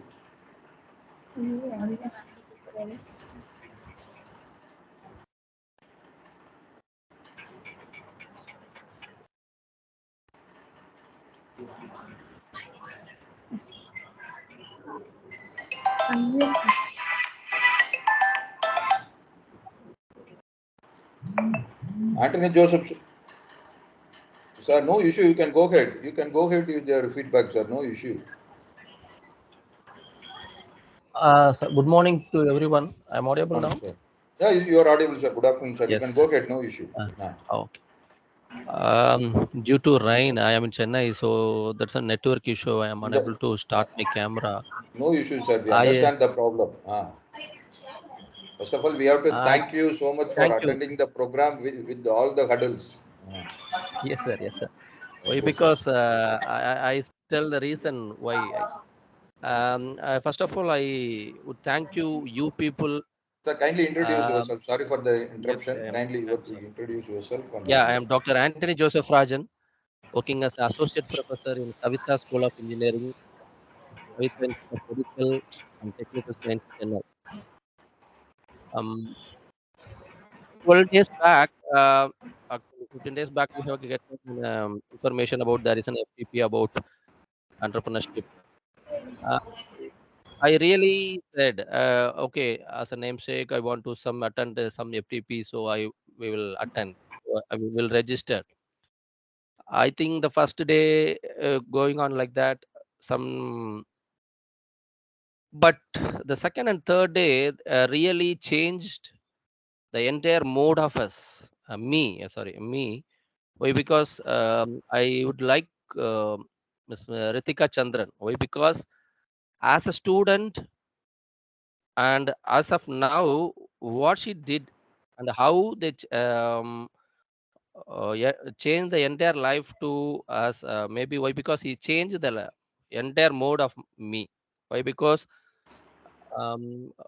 we were openly said why, because first day we will not concentrate on more that due to some reasons, but the next day onwards we are giving concentration on this FTP and giving more priority to this. Why? Because we are getting more from this one. Why? Because she changed actually, it tell the experience, tell how can. And then now she really said last week they started their own company, really is motivated and really touch our soul also. Why? Because not only what we are doing as a professor, as associate professor, we are doing more than 15 years of experience, but we didn't can't do anything till now. But after that, why I'm in Adayar, while I'm crossing Gindi, I saw the office MSME. I don't know what is MSME also. District industry center also. It's also in on the road. I didn't check or what is it? Maybe what is in something? It's there now. Now yes, this is our destiny or what we are taking over that. Why? Because after that, maybe Nagamiller ma'am also and Niranjana, sorry, Ritika told about what is MSME. What I don't know about what is MSME also. What is district industry center? How the government give things more opportunity, but we don't know anything till now. I really ashamed of myself, and then now I really happy. Why? Because I get something. Really, I get something. Why? Because now we are guiding students. Every batch we are getting 4 students for. Now I have 20 students with me. They are giving some more concepts with the various algorithms. As in a computer science, they are with the various algorithms, and they're giving related concepts in IT. Now I got in that also some of you giving us an remedy or giving us an coming with questions, sir. How can we develop and how can we start with an small startups? How can I develop my idea to as an entrepreneurship? Now I got something. Why? Because I really getting something. I will happy. I will share the same to my students also. Uh, that all the 20 projects will not converted as a startup, but some of you really get a startup. We will do, and we people achieve some the same. In a year, we will do making a startup with that students. That confidence I have now. And about Venkatesan sir also giving about that finance management and everything so on. Actually, we will get something about how the make the finance management, how the make finance management also. And then today Subhaya sir giving about that how the communication will be. As a staff, as a professor, we will communicate every day. We are preparing, but all the day, all the 40, all the 50 students not listening to us. Actually they said I will play Kahoot also while I'm taking the training also. We will play Kahoot, and then something engage them with gaming also. They will play with games and some motivated while I'm taking in the training session. All the entire day I will take something, but the people, the students will not interested. Something we will play, no, immediately they all the concentration will come back to the session. Sir, next when we will play, we will not play with the honor game. We will conduct a quiz in the same topic I am taking. So that should be the same. We will done. No, that is a very happy today. Superior sir also they convey the same. And today Subramanian sir tell me about that what is the legal issue and how can we overcome that and how everything. And finally I conclude my um, this feedback. I thank you so much of to that Manar Thirumali Nayakar College and the entire team with the headed with of Dr. Anboli sir and Niranjani ma'am. Why? Because they are starting that initiative, and then maybe you also asking the question, sir. How can I in online? How can I that get the concentration in online? Sir, it's not possible. Why? Because in offline also it's not possible, but in online it's a very difficult one. But you are done very marvelous job. Why? Because it's not conveying, connecting everyone is not a it's not an easy task, but you will really done a very good job and motivating us to join. And all that around 35 people journey with you as a like a strict and good coordinator like you. I really awesome, sir. I really thank you and appreciate you people will do the same. Maybe if I have an online offline, we will try to come over that directly and get it the more benefit from you people also. I thank you the management of the Manatharmalai College and Dr. especially Dr. Anboli sir and the who's participating. um, all the professors joined over here. Maybe they will get something and they will sorry, I will assure I will apply the same, and we will get the fruit from this tree. This tree, that means this FTP, I consider as a tree. This FTP will give fruits to the society. Thank you so much to everyone. Thank you. Thank you, sir. We thought that at least we have succeeded by you. No? We have changed the mindset, and now you are concentrating on this. Thank you so much, Dr. Anthony Joseph Rajan, sir. Thank you so much. Thank you, sir. Thank you. Thank you. Thank you for your wonderful and elaborate feedback. Thank you. And next participant. Next participant.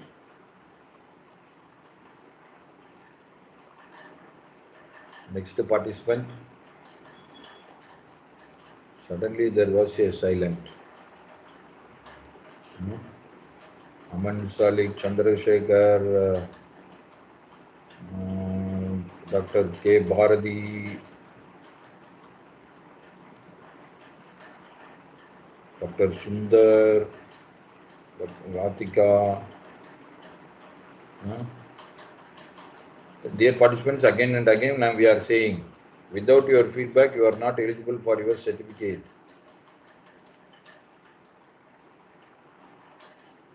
You already informed that if there any problem with your video, you can go with your audio. Otherwise, we are sorry. Extremely, we are sorry we couldn't able to help you to receive your certificate.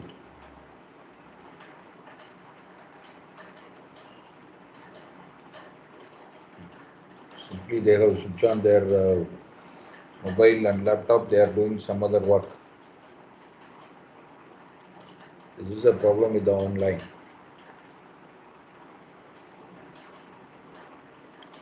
I already informed you, this is not mere for a certificate or your career advancement or whatever may be. This is a national building exercise. If you want mere to attend for a certificate, there is a lot of program to attend. Just to pay some amount, keep yourself mum. They will definitely send the certificate and you can show that I have attended so many programs and everything. What is the output? You are seeking output.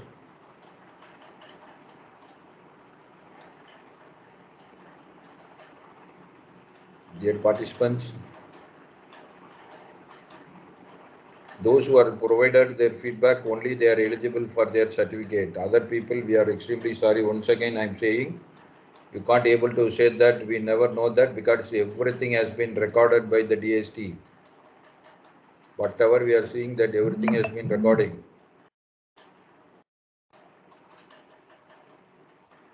That's why we ask you to give your feedback through online, non-online feedback link or whatever may be.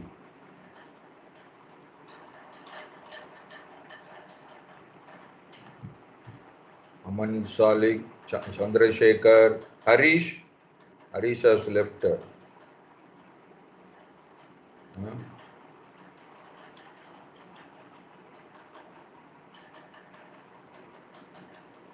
Okay, dear participants, one of the participants called me and he asked about some business plan. So I don't want to waste the time. I will show.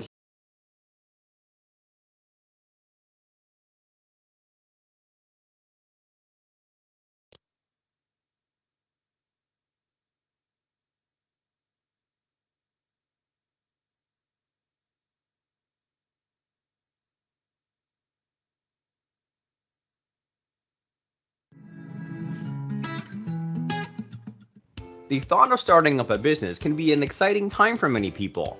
How to write a business plan is among the very first decisions you, as a future business owner, must make.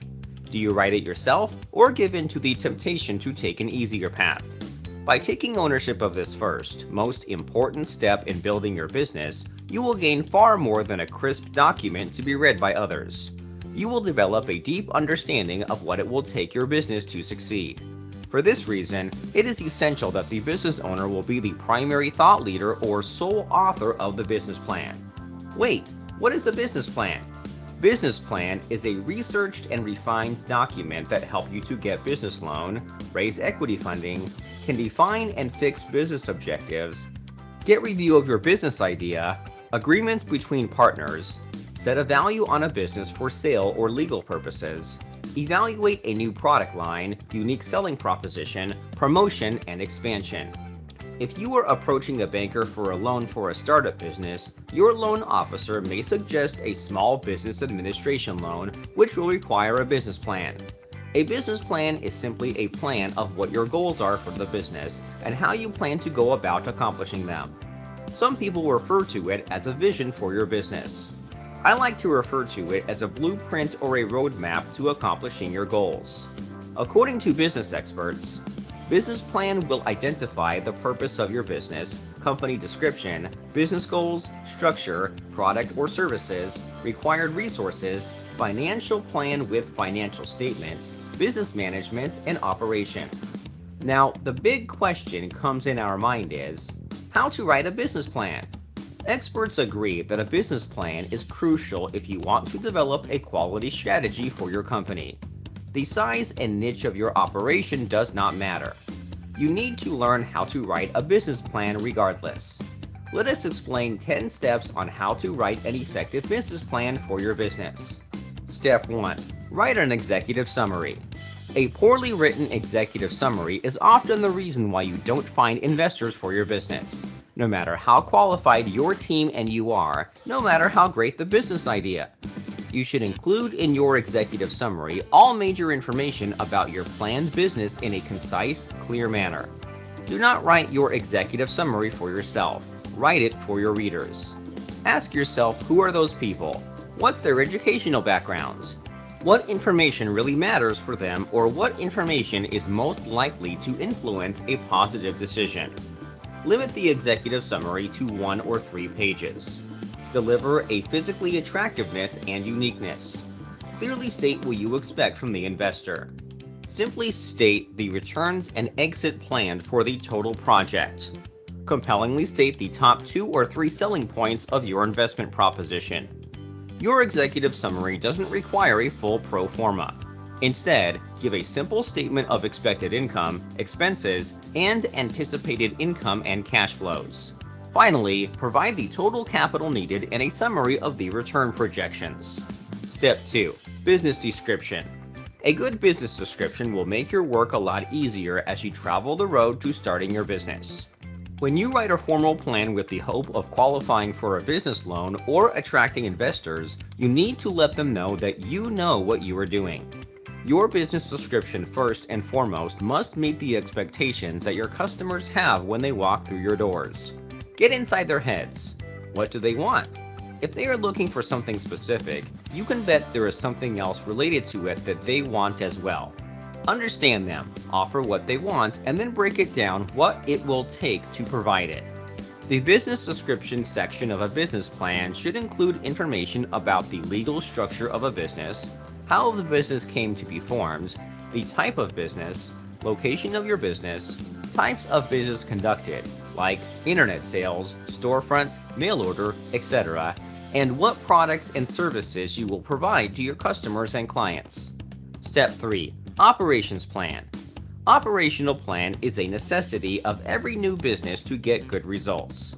In order to write an operation plan, you need to include cash flow forecasting to project cash position of company, profit plan preparation for future development, flexible budget, break-even analysis, variance report to ensure control of expenses, executive review daily, weekly, and monthly, management meeting, weekly position report for company, mission statement, strategic team operating plan, organization structure, delegation of authority to outline the principles, position guide development, hiring procedure, performance evaluations, progressive discipline, employee compensation, profit-based incentive system. Operation plan is simply a technique of probing into the present and past performance of an operational investment. It measures the performance against particular standard costs, operations, and services. It also considers how goals can be achieved in a better way, how cost-effectively they can be achieved. Step 4. Organization and management. Organizational structure details about the ownership of the company, who is part of the management team, and who are the board members.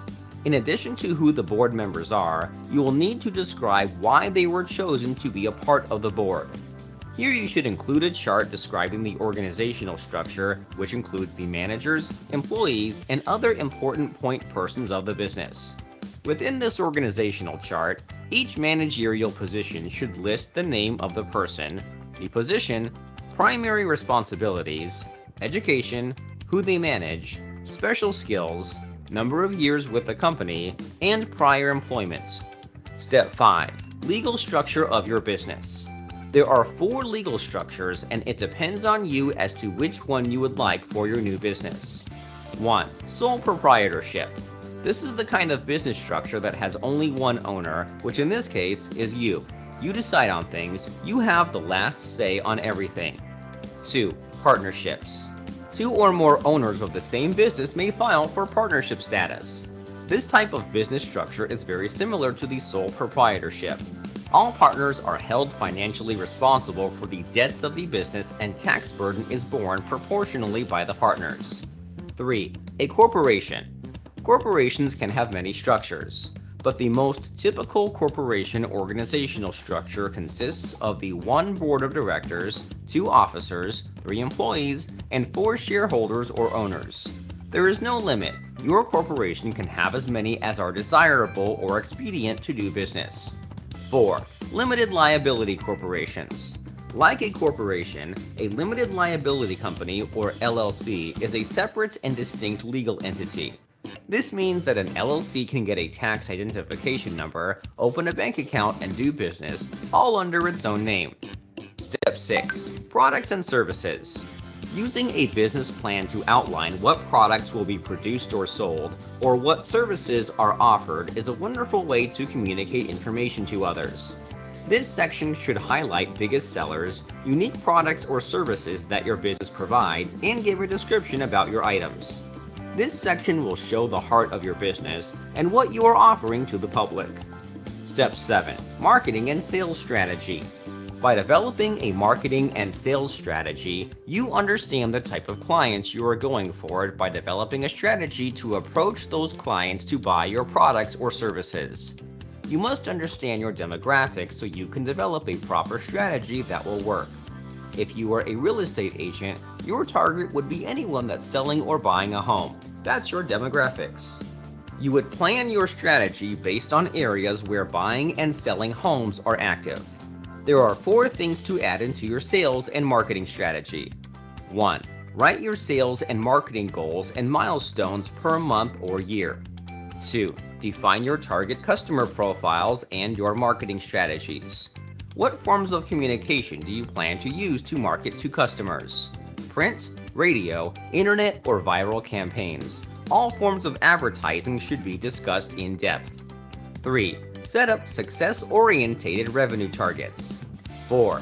Develop an action plan to implement your sales and marketing strategy. Step 8. Competitive analysis. Do competitive analysis to perform better. Competitive analysis can depend on 4 major factors. 1. Categorizing the competitors. It is necessary for the management to categorize the top 10 companies in the market who seem stronger and larger than their company. 2. Analyzing their promotional strategy. Competitors these days utilize hundreds of ways to promote their products or services. The management needs to get deep into these promotional strategies of top 10 companies. 3. Competitors' products analysis. The management needs to evaluate the competitors' products and services from different aspects like